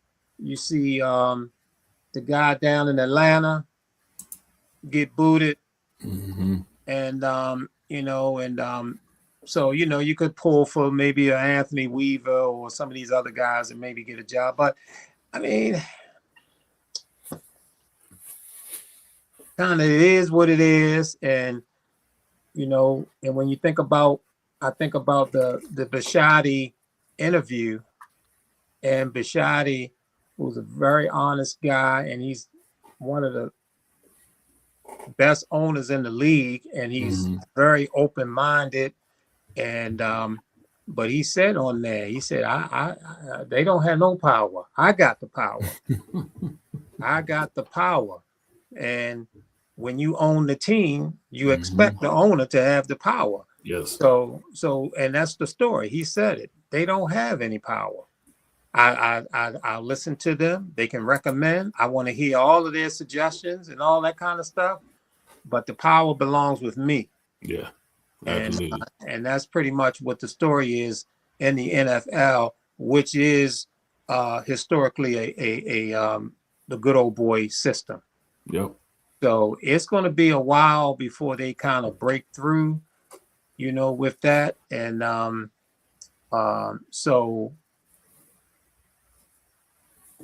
yeah, that's kind of the story. They had Anthony Weaver come back for a second round interview, and he ultimately got chosen as the defensive coordinator with the Ravens. Yeah. So he did get that, and I mean, it's a tough situation, man. It's really a tough situation, and I hate to add the political flavoring, the political seasoning into the mix, but people don't really understand how that affects everything. Yes. So when you have a president with the mindset of the current president, everything is flavored by his mindset, is seasoned by his thought process. So one thing that we did know with the current president and his previous stint is that those folks with that racist mentality, which may have been buried, may have been controlled, it becomes a lot more active during the tenure of the current president, his previous tenure, and now it's all there. Yeah. So I'm not that surprised that there weren't a lot of minorities really seriously considered for head coaching jobs. Yep. Yeah. In fact, I saw a couple of coaches go, and Tomlin and the dude in Atlanta. Didn't he get fired? Raheem? Yeah, Raheem Morris got fired. Yep. Yeah, I'm surprised. With a name like Raheem, he even got hired. But yeah, so he got let go, and Tomlin, although they say he stepped down, he got pushed out. Yeah. He got pushed out. So yeah, I mean it's something, man, and that thing is across the board, not only the NFL. The mindset now is one of a president with that mindset, and it has really seasoned the country on every level. And you see that rising up, and you see that thing that is in some of them that is really coming through their pores. So I think it had an impact on the hiring of the NFL. That some people may look at that as a reach, but I don't care. That's my thought on it. Yeah, that's your thought, and you kind of took a little bit of where I was going with it. So I guess great minds think alike, I guess. But I definitely think the political climate that we are in currently plays a role.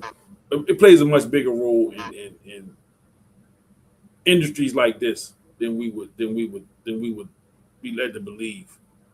The NFL, like I said, they understand marketing. They know that the product, they know that they're going to get viewership. They know that they're going to sell merchandise.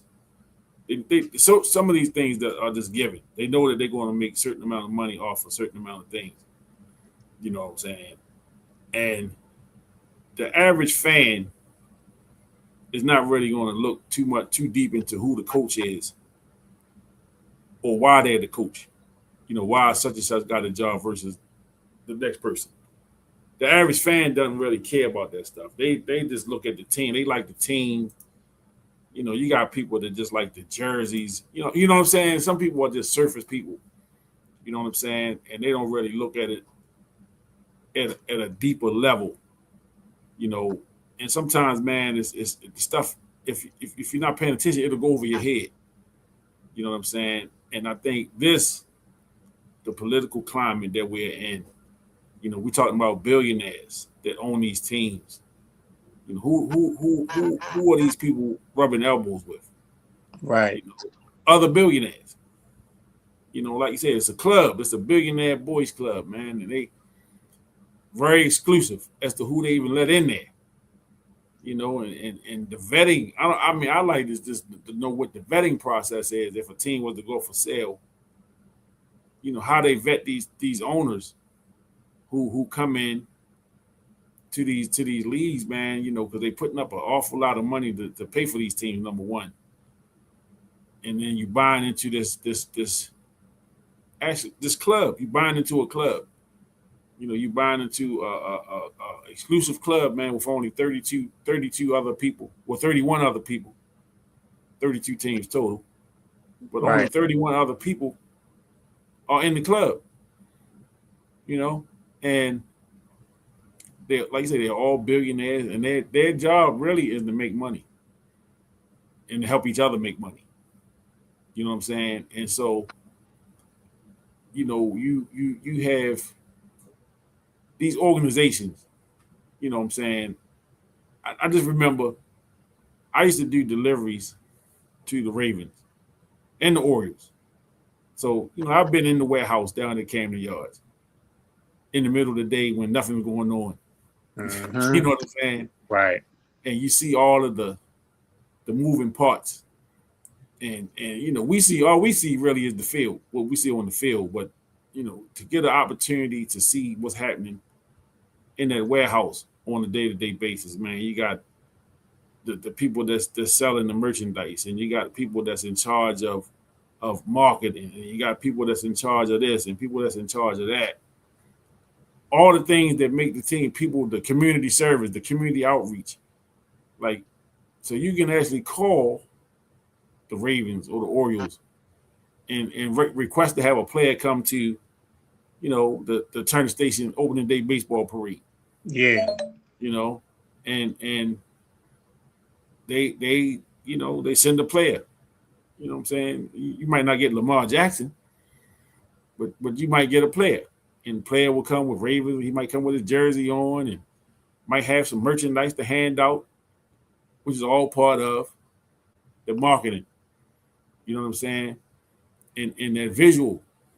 So when you talk about ownership, right, and you talk about these guys are billionaires, and it's all about who do I want to run my franchise. You know, so if you were a billionaire, you run $1 billion company, you can put somebody in charge that you trust. First of all. So, you know, whoever's the big decision maker. So we just say with the Ravens is Eric DeCosta. He's the football decision maker. Because they got a president of the team that oversees a lot of the other stuff. You know what I'm saying? They're not necessarily what's going on the field. But you're going to put people in those positions that you trust. And, you know, a lot of times the people we trust look like us. You know, and then it's about relationships as well. You know, who do you know? You know what I'm saying? And so sometimes it's not about who had the greatest interview. Who is he? And oh, that's such and such. He's with such and such. You know, so it's all about relationships. And a lot of times, man, you know, you gotta almost lose yourself from a perspective of a Raheem, you know, and we're just gonna use the Raheem because I like what you said. But you know, Raheem might have to get in some of them rooms, man, and act like Robert. You know what I'm saying? He can't go in there and be Raheem. He can't go in some of them rooms and be how he would be if he was sitting on the sports mix talking sports with us. Yeah. You know what I'm saying? It's just a certain level of comfortability. And I think sometimes that get lost because we always want to hold up the merit. You know, people get positions on their merit, and he just wasn't good enough, and this, that, and the other. That's not always the case. Sometimes these people get jobs because they are comfortable. You know, Mike McCarthy, who has a Super Bowl with Green Bay, but was he somebody that you would have thought would have got the Pittsburgh Steelers job? No way. No. No way. And I know I think he's from the PA area, if I'm not mistaken. And he talked about that being a dream. Well, they all say it's a dream job every time they Oh, get one. sure. So, you know, you got to sell that. Yeah. But I just truly believe sometimes, and I think too, man. Sometimes it's the season, and we are in the season of, we taking our country back. We taking we going back. You know what I'm saying? And you look at uh the rise, man. Sometimes, man, you got people that feel like they gotta put people in their place. And we got the power to put you in your place, and we're gonna exercise that power. So that's why you got people that are sitting in prison right now for stuff they didn't do, and people that put them there know they didn't do it, but they put them there because they knew they could put them there, and was nobody gonna say or do nothing about it. You know what I'm saying? And it's the same way with these jobs. We can hire who we want, and there's nothing you can say or do about it. And you can say that I'm discriminating all you want. All I'm gonna do is deny it. And it's just gonna be that. You know what I'm saying? And I'll just throw out I like this guy better. And that's basically what it boils down to is who you like better. And again, like you say, with the climate that we are in, there's a lot of that. You know what I'm saying? There's a lot of that, man. There's just a lot of people being put in positions that they probably aren't qualified to be in, but because they look the part. You know what I'm saying? There's a big thing for years about this African American quarterbacks. Quarterback is a football player. If before if we didn't know that, but you would have thought that these guys weren't even football players the way they were denying them opportunities. Like, nah, he can't play quarterback in the NFL. No. So I think the political climate has a lot to do with everything. Whether people want to admit it or not, and they probably wouldn't. People probably would run the other way because that's not a discussion a lot of people like to have. Yeah, very true. Yeah, very true. But we touched on it, and we open for it if people want to debate it or talk about it. You know what they say: don't talk politics and don't talk religion. That's what they say, right? Yeah, that's what they say. Right. You know what they say. Yeah. Well. And then and then even with all of that being said, we're not discounting any of the progress that has been made. No, we're not discounting that. Absolutely. We're not discounting the rise in the black quarterback. We're not discounting the Ozzie Newsomes and the folks in the world who has risen up and become GMs and different things like that in the NFL. We see that and we appreciate it. But when it comes to when you do have a season where there are 10 openings, which is the most, I think, in NFL history, tied to a couple of other seasons maybe, open, the hope is that you could get one of these young guys coming up, Anthony Weaver and some of these other guys to be able to grab one of those positions. It didn't happen, or it hasn't happened. We live with that and we take it in stride. But just know that we're still looking, for more head coaches to lead these teams when you have 70%, over 70% of the players being non-white. Right. And just to know that, Donald Trump does have his eye on the sport.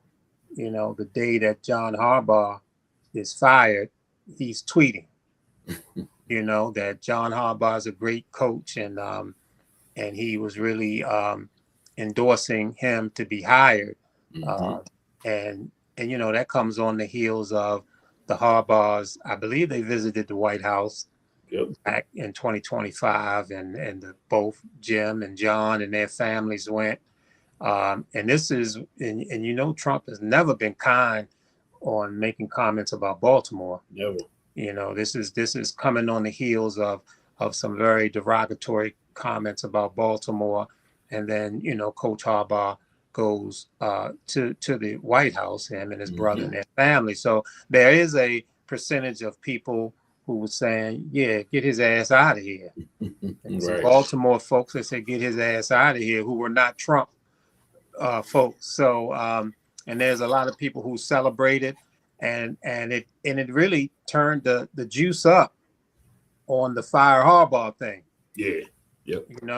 But like you say, Trump is about his motto is make America great again, and that thing does, it does soak into the fabric and the mindset of the country, his mentality. Yeah, and it's stitched in, tight, Yeah, with a sewing machine. yeah, It's stitched in real tight. yeah. And it's it's just some of the things, man, that I think about sometimes. When I look at things, and like I said, me and you have had some conversation. So I know you don't look at just the surface. You kind of look a little deeper than what's going on the surface. Mm-hmm. And I kind of do the same thing just because. All right, I know if it's on the surface, that's what they want us to see. Yeah. You know what I'm saying? If it's out there on the surface, I know, all right, this is what they want us to see. What's really happening? What's really going on?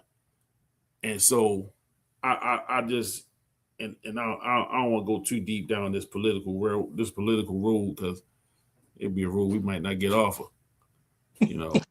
But when you think about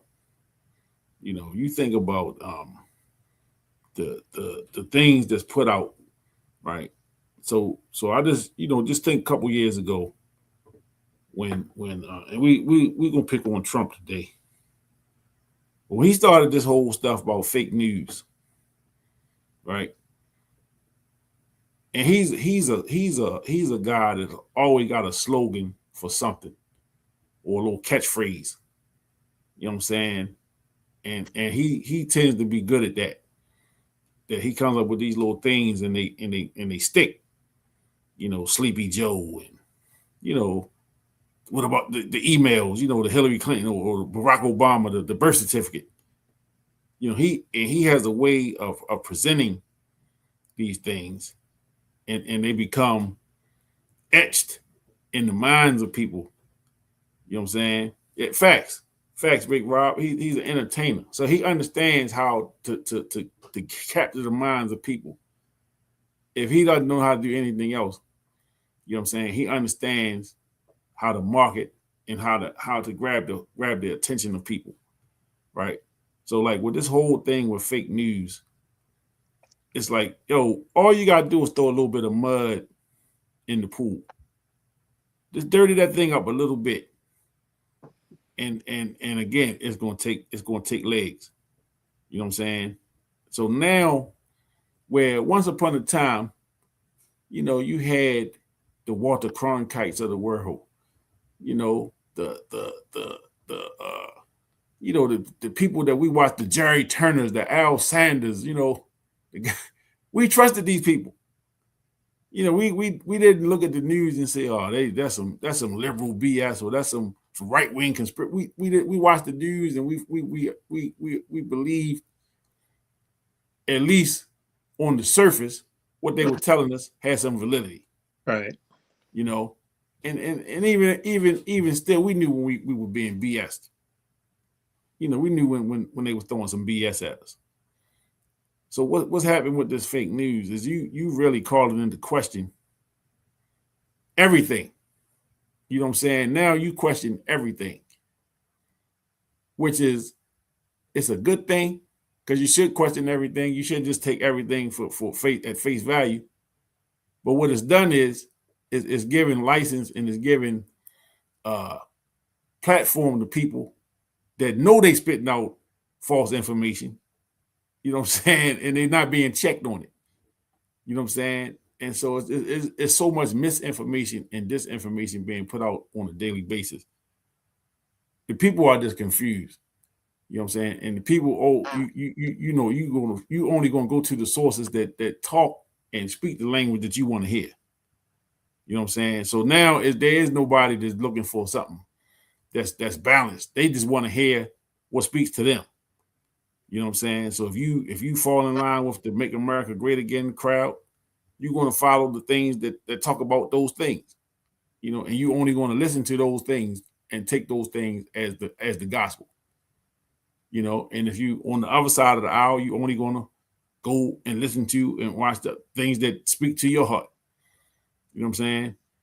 And I think that's a dangerous game that we play, because you see how divided we are, and people become so passionate about their stances. And we see how passionate people get about sports.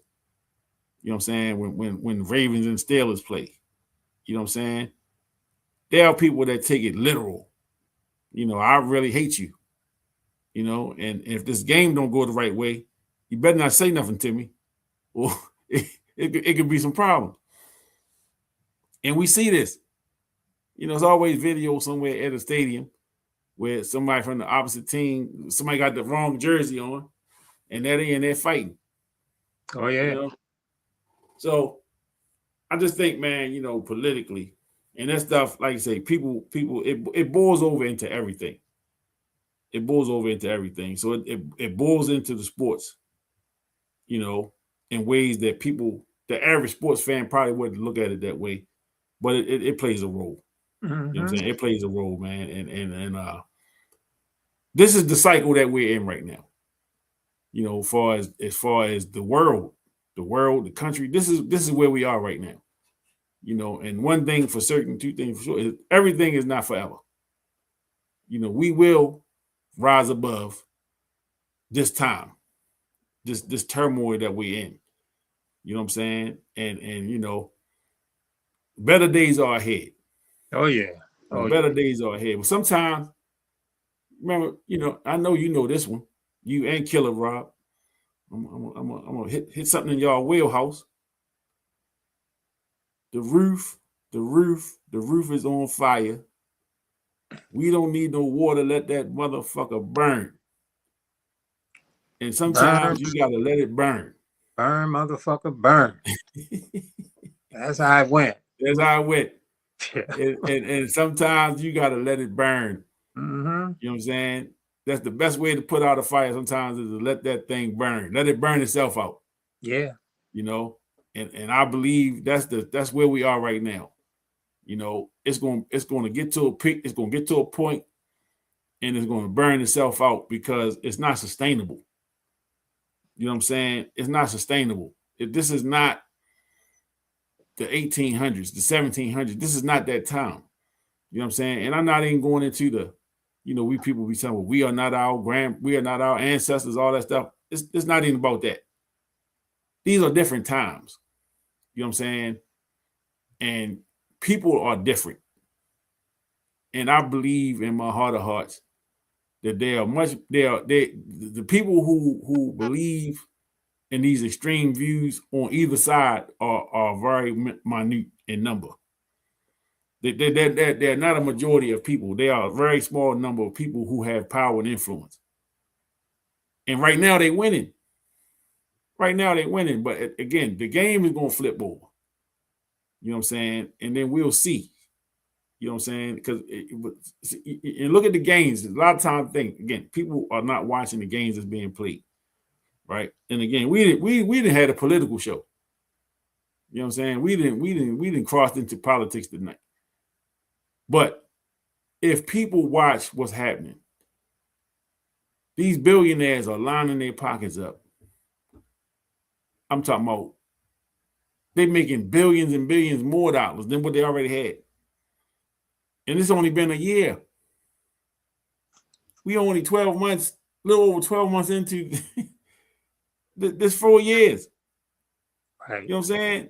And they are making money hand over fist. They are. And the little man is suffering. You know, people out here working 2 and 3 jobs, man, just to break even. Yeah. This is crazy. Yeah. This is crazy. This is crazy. But I don't want to go down this road. Cause shit, I'll be up all night. Yeah, I mean, enough is said, and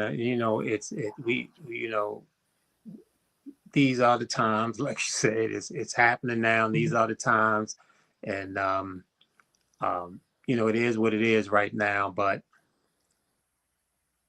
you just never stop the fight. You never stop the growth. You never stop, trying to rise.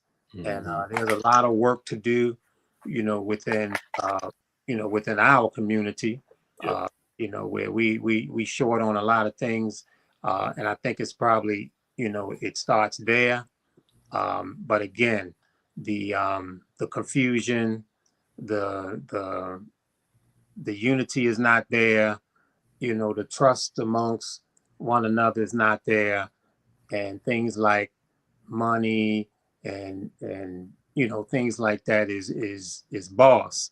So anytime that's boss, when somebody hands something out to you, you'll do all kinds of things. I think I'm not sure if in the song by the OJs, Money, Money, Money, they talk about people in there, how they say stealing from their own mother. Yeah.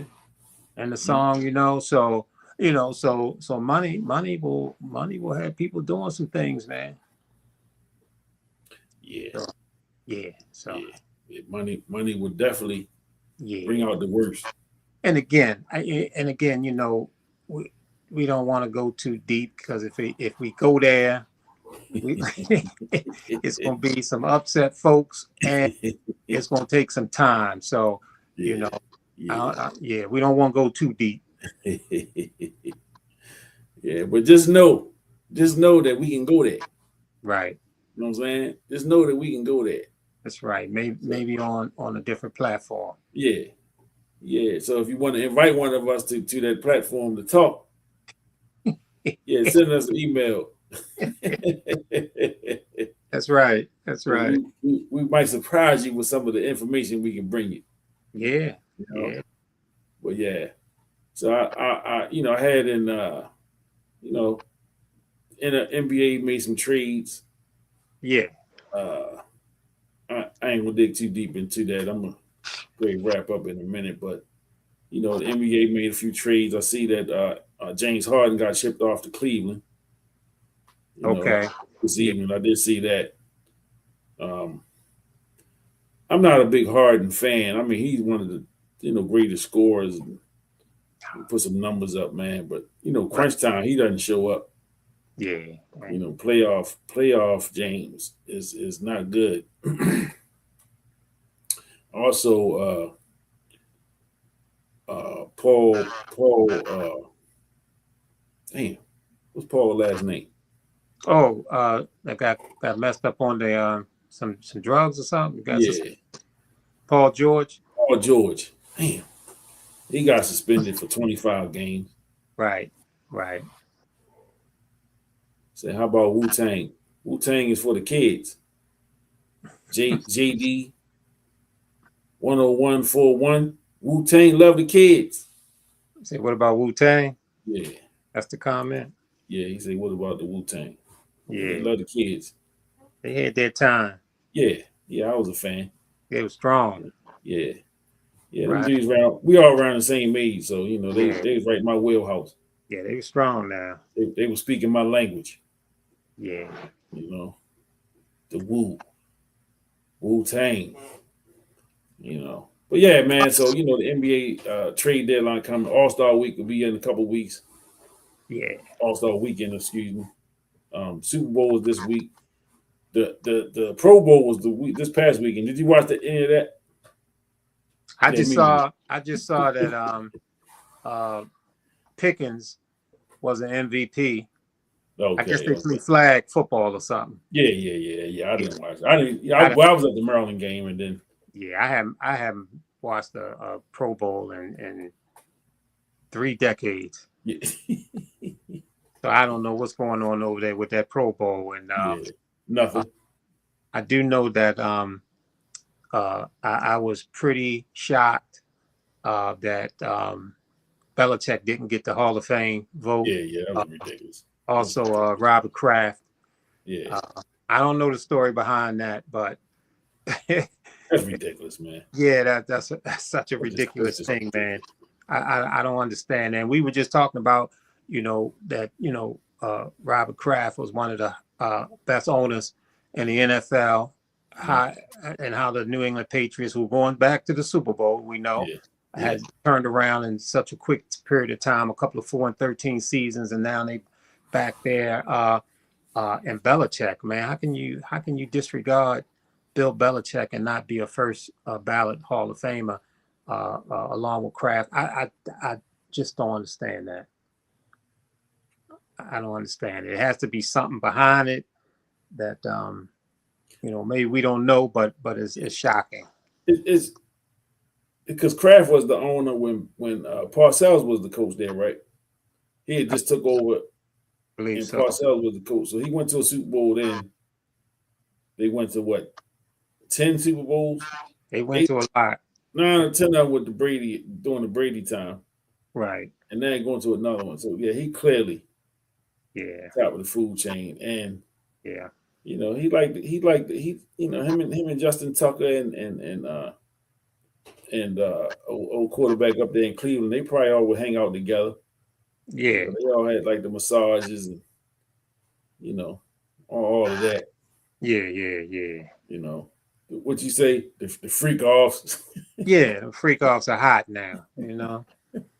The Diddy party. Yeah. They hiked up the prices on baby oil and all that crap, man. I mean, come on, man. Hey. Oh, have mercy. Oh man, I'm crying.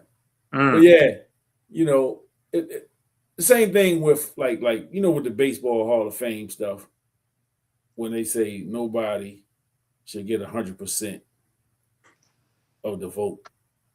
I mean, if you're a Hall of Fame or you're not, right? You know what I'm saying? All this. Well, I didn't want to vote for him because I didn't want to get him 100. Come on, cut the crap. Cut the crap. That's foolishness. Well, I didn't vote for him, because he didn't need 100. Stop it. And the vote. I know in a lot of sports, the media members are picked to vote. I know with the NFL, I don't know if he still is. I remember Scott Garceau, who was on Channel 2 News for years. He had a Hall of Fame vote, and he would talk about their process. That they had the first round of votes, I guess, to see who was going to be in the finals, and then they do the final during the Super Bowl week. All the voters they go to the Super Bowl city, and they meet like in a room at a hotel or something. Like, I mean, it's real, like really, a big deal. Yeah. And they lock themselves in a room, and if a guy from your, like, say Scott Garceau, he covered the Ravens, and he may have covered the Baltimore Colts. So if somebody from those teams was up for Hall of Fame, he would be the person to state their case.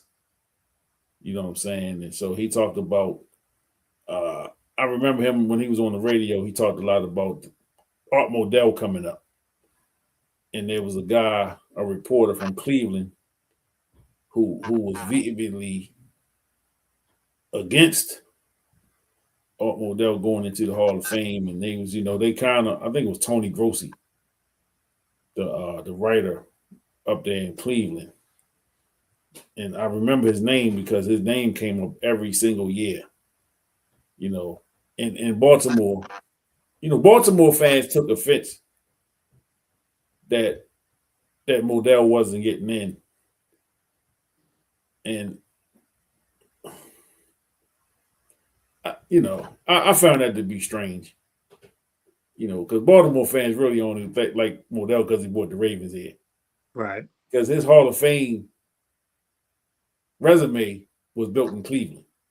Mm-hmm. You know, he built his resume in Cleveland. You know, Art Modell is the reason we have Monday Night Football. They say he's the main reason we have Monday Night Football today. You know, so not only was he a contributor to you know football culture, you know, he was a you know he helped with the money aspect of it too. You know, bringing money to the league and you know how like you say it's the club, the Billionaire Boys Club.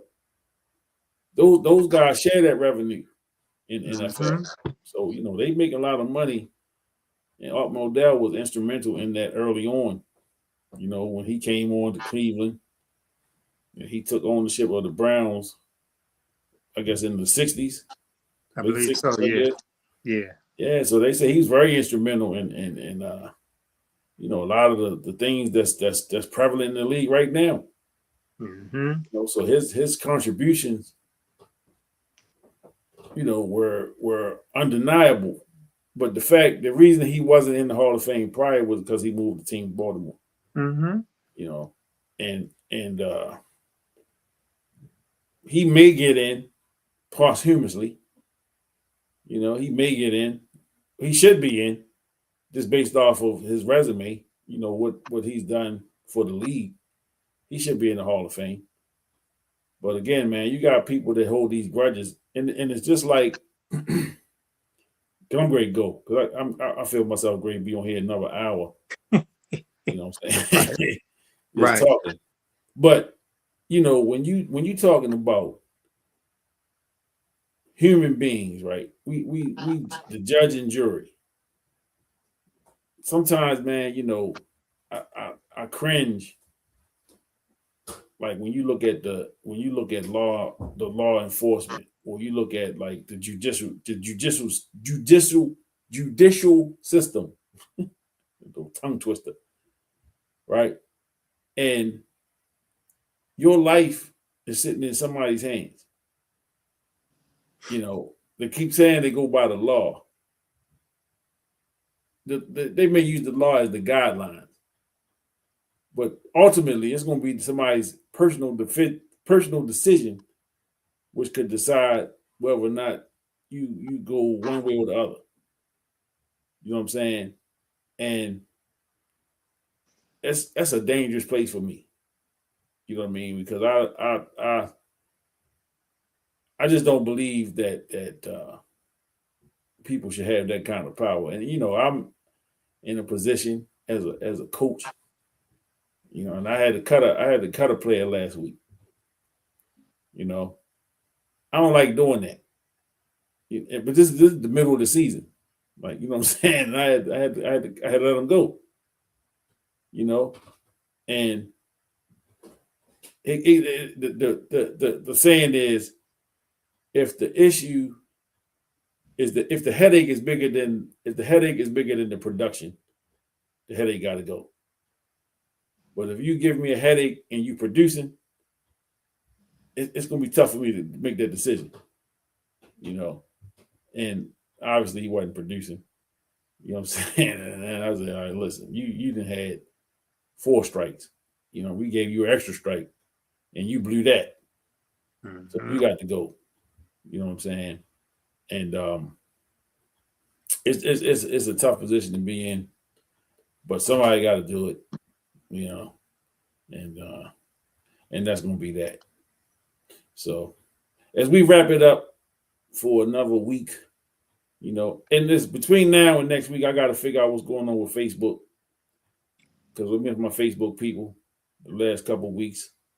You know, I know they miss us because I shortly advertised that we was gonna be on at 9 o'clock, and they probably think, man, what are you doing, man? You know, so Facebook people, we coming. Y'all should be watching on YouTube anyway. Y'all should be looking for me.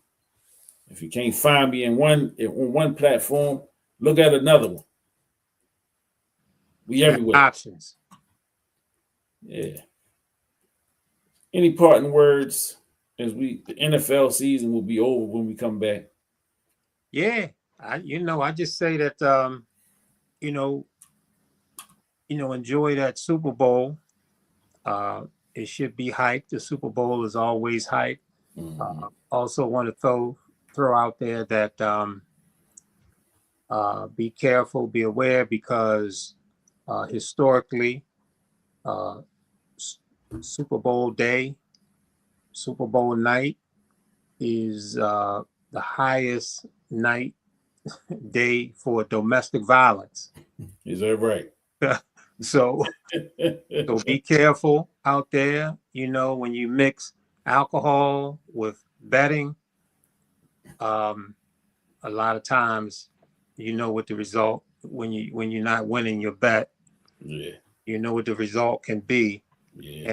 And, that thing of domestic violence is something that's still an issue in this country. So on that day, it's at its highest rate.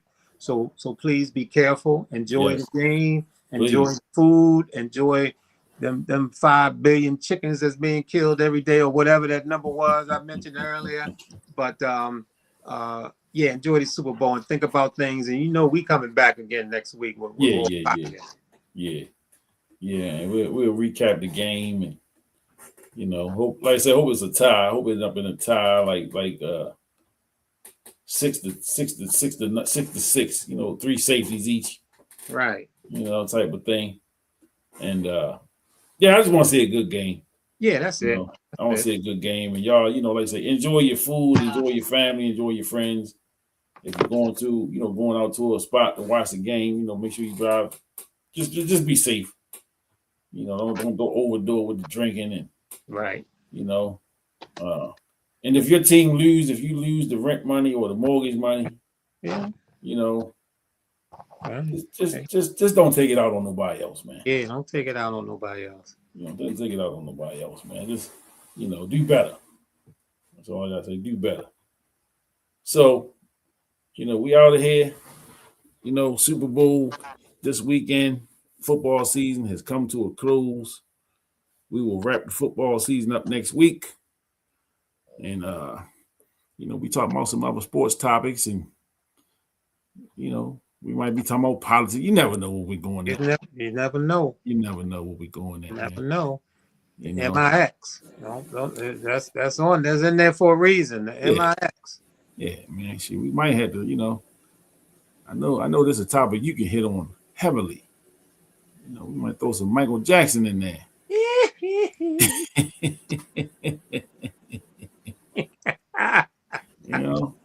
Throw some MJ in the mix. Hey, break down some of these songs, man. Yes, Lord. And Mike, I'll be listening to a little Mike a couple times a week.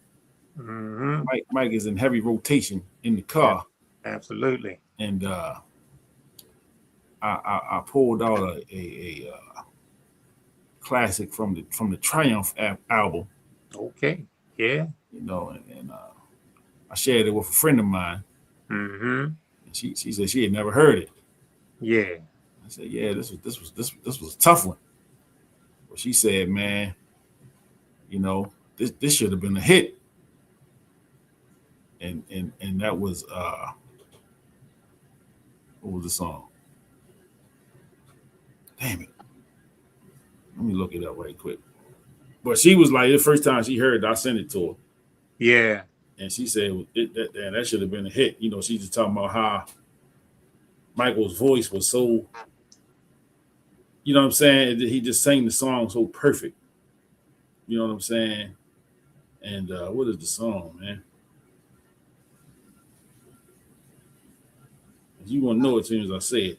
Yeah, I can't think of the title of what I think you're talking about. I can't come up with the title. But yeah, wait a minute.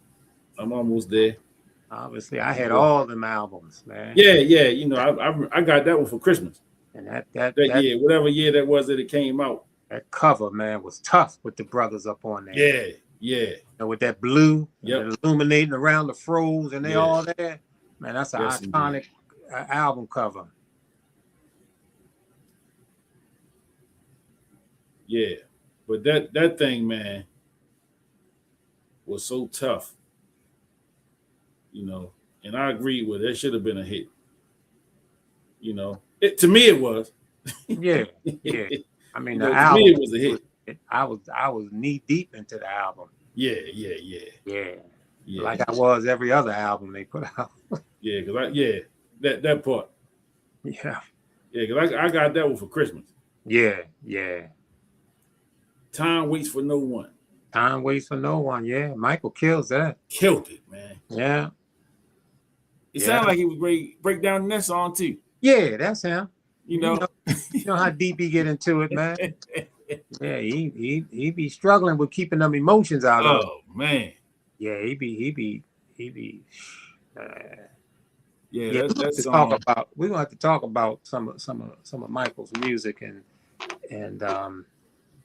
you know, because that one was a classic, man. For sure. Yeah. I'm not sure if they put that out as a single or not, but that was definitely a great song. I mean, his vocals on that thing was amazing. Yeah, amazing, man. And it's true, man. It's a true thing, man. Time ain't waiting. It's not. Time is not waiting, and we need to really value that time. It waits for no one. Nobody. Right. If that album had to come out like 81, 82. Something like that, yeah. I think I was in elementary school. Yeah. Elementary or middle school when it came out. Mm-hmm. No, I was in elementary. Elementary when it came out. Because the Thriller came out, I was in 6th grade. 82 or 83. 82, yeah. Yeah. The Thriller came out in 82. I was in 6th grade. I never forget. and again, see how I started. I said we was getting out of here, and here we go. Right. I never forget the morning, the day after the Motown 25 joint. You know, when the whole world was just heads was gone when he did the movie. Everybody was screwed up, man. Yes. My math teacher at Dundalk Middle School, Miss Dennis, she was a little short lady. She was a young teacher back then. And we was in the room that had carpet. And I remember her trying to look like she was moonwalking. Because she was talking about that. The movie did. Did you see it? I mean, she was so excited, and she got the scooching back on that carpet, man. That was the funny to me. Right. I said, what is she doing? Yeah. You know, but Michael had the world in an uproar. Yes, he did. You know, I mean, that whole time. And I remember trying to explain to my kids, right, when he passed away, they were a little younger. And they didn't really understand why was everybody talking about him. He died, you know what I mean? Like, right. You know what I'm saying? And I'm like, yeah, but this dude was different. You know what I'm saying? He just wasn't a regular entertainer. He just wasn't, if Chris Brown passed away, and I don't want to put nothing on Chris Brown, but if he passed away today, he would have a big crying outpour, but it'd be nothing compared to what Michael Jackson was. No, nothing. Nothing, and nobody compares to Michael. I mean, you can look at anything, any sport, any politics, or whatever you want to look at. Nothing and no one compares to Michael Jackson. Period. And that's with folks after him. Yeah. Trying to extinguish his fire, trying to kill his light, trying to hold him back, trying to do all these things. No one compares to Michael. His music right now is worldly, is the music that's most in rotation. His music is being played more than anybody else's music in the world. And the man has been dead for what, 16 years or something? 17 years? Yeah, unreal. That's some unreal stuff. Unreal, man. And so it's and it's so funny, man, that I mean the kids today, they know Michael Jackson. Yeah. They know Michael Jackson. People are out there just imitating him and all that kind of stuff, man. Today, everybody on Halloween, everybody out there doing the Thriller dance all over the world. all over the world. So it was just an amazing thing to be able to watch his full journey for me. Yeah. Able to watch his full journey all the way through, and to see him in concert like 5 or 6 times. Mm-hmm. So I was a huge Michael Jackson fan, and I think the universe understood that, because when it came time for me to get some tickets, it seemed like that universe made a way for me to get some tickets to see Michael, and for me to get tickets in the 5th row, in the 9th row, the 13th row. I mean, so things seem to have worked out for me when it looked crazy. I said, man, what? I'm going down in line to get some tickets, and I'm like 30th in line down at the arena, Civic Center, or whatever it was called at the time, and I'm like, man, and they selling tickets all over the world, and I'm 30th in line. As soon as they open the door, they start selling tickets, and right when I get to the door, and it might be 3 people in front of me, the guy come out there and say, there are no more. No, he said, the only tickets left are tickets that are behind the stage. They only have behind the stage tickets. Wow. And I'm there, man, like, I can't go see Michael, and I'm behind the goddamn stage, man. I'm in that line, man, and the person before me go up to the window, and then the next person, I'm sitting there, man, just crazy about this. And when I walked to that door, to that window to get that ticket, that woman looked at me and said, the first show is sold out. Do you want tickets for the second show? Do I want tickets for the second show? You right I do.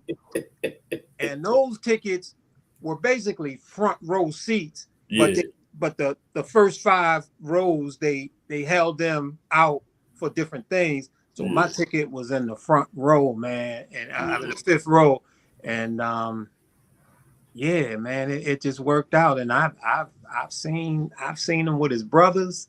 I missed the Jackson 5. Right. We did have tickets. My parents had gotten us tickets to go see the Jackson 5, and they wound up canceling the show and bring it back. So I missed the Jackson 5, but I've seen the Jacksons three times when that's before he did his solo thing, and then obviously I saw Off the Wall tour. I saw him down at the arena for Off the Wall, and then the Thriller. I saw him over at RFK. I had row 9 tickets. The bad tour was the row 5 tickets. And so I was able to see all of that, and was a little despondent. I was a little upset, not upset, but when Michael went on tour, I just liked it when his brothers were there. Yeah. So he did go on tour when he just had some people behind him dancing. Right. Weren't his brothers, and he didn't bring his brothers on tour with him. That threw me off a little bit. But Michael was there. But seeing dudes behind him, man, that shit just wasn't right. That feel wasn't there. It's like, man, where the hell is Jackie and Marlon back there hitting them steps with you, bro? These other dudes, man, and then I've been on tour where I did see that little clip you sent about somebody saying that Jermaine was a better singer than Michael. I couldn't even. I was trying to respond to it, man, but my fingers and shit just wasn't working on that one. I ain't know this motherfucker, But I've been on tour, with him, Michael, and the Jackson brothers, and Jermaine was able to kick his stuff. Let him do a couple songs on there. So man, I love that, and Michael and his brothers, and really the whole Jackson clan, man, has been a big part of my life. So and that's like you say, man. You see, I scroll TikTok and Instagram, and you see little teeny kids, man, be so mind blown. Knowing every word, they singing Jackson 5 songs. Right. I'm like, come on, man. This dude got an effect on people that, they were just born 5 years ago, 6 years ago. Mike, you say Mike been gone, what, 17 years? Right. Like, come on, man. It's crazy. Man. I mean, to have an impact like that. Yeah. You know, and see that greatness. You know, greatness, man. See, these people talking about LeBron James is better than Michael Jordan. Right. And you know, okay. He got all the numbers, and I'll give you that. Right. But the impact. Michael Jordan played his last game in what year? 2001, 2002. Something like that. 2000. He came back in 01. 2001. Played a couple seasons. So, yeah. He's still selling sneakers. Right. I mean, impact. Right. Exactly. You know what I mean? Exactly. His highlight reel is still incredible to me. Still incredible. Highlight reels don't usually last that long, man. Nah.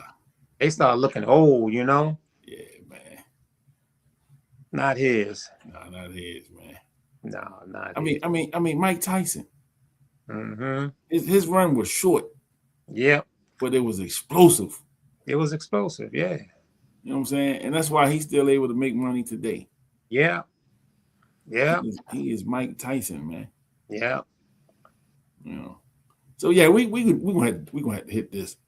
Yeah, we got a lot to talk about now. Yeah, we got to hit this, man. I mean, y'all need to stay tuned because it's some stuff coming. Yeah, it's some stuff coming here, and it's going to give us the opportunity to really kind of get off into some things because y'all know that the Ravens is like a priority during the season, and we go knee deep in with the Ravens, you know, every week. But now that it's season is over, the Super Bowl is closing down, it's definitely going to give us an opportunity to dig into some things different than the Ravens, and we're going to go in depth. And so y'all better stay tuned. Yeah, better lock in. Yeah. Because it's going to get crazy. Don't want to miss it. And Big Kenny going to get Facebook straight. Yeah. Yeah. So don't worry about that. But there are options. Yeah. And I'm going to get TikTok too. Yeah. I'm going to have us everywhere.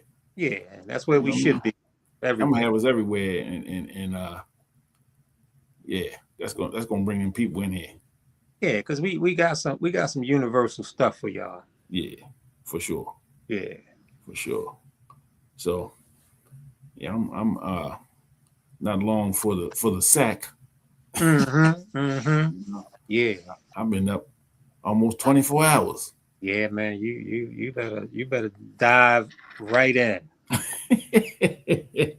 Dive right in. Yeah. Yeah. So yeah, we're gonna sign it on off. You know, we'll be back next week, talk about the game, you know, probably some other trades in the NBA. You know, college basketball, all that. We ready to dive in. Might be talking about some Michael Jackson, Steve Wonder. You know, Steve Wonder, no. I better not start on him. Yeah, you better leave that alone. Yeah. That alone. We done had some Stevie conversations now. Yeah. And in a Stevie conversation, you can't have a Stevie conversation within a half hour. No. Yeah. No. Yeah. No. And I done found some diamonds on that YouTube, man. I done found a couple Stevie joints. I'm like, man, you know, live stuff. Yeah. I said, oh man, this boy bad, but Stevie, tough dude, man. Yeah. But yeah, we out, man. You know, thank everybody for tuning in. If you on YouTube, make sure y'all subscribing over there. If you're watching on Instagram, appreciate you. Thanks for the follow. You know, Facebook, we're gonna get it right. We're gonna get it right, Facebook. We're gonna get it right. We're gonna figure it out.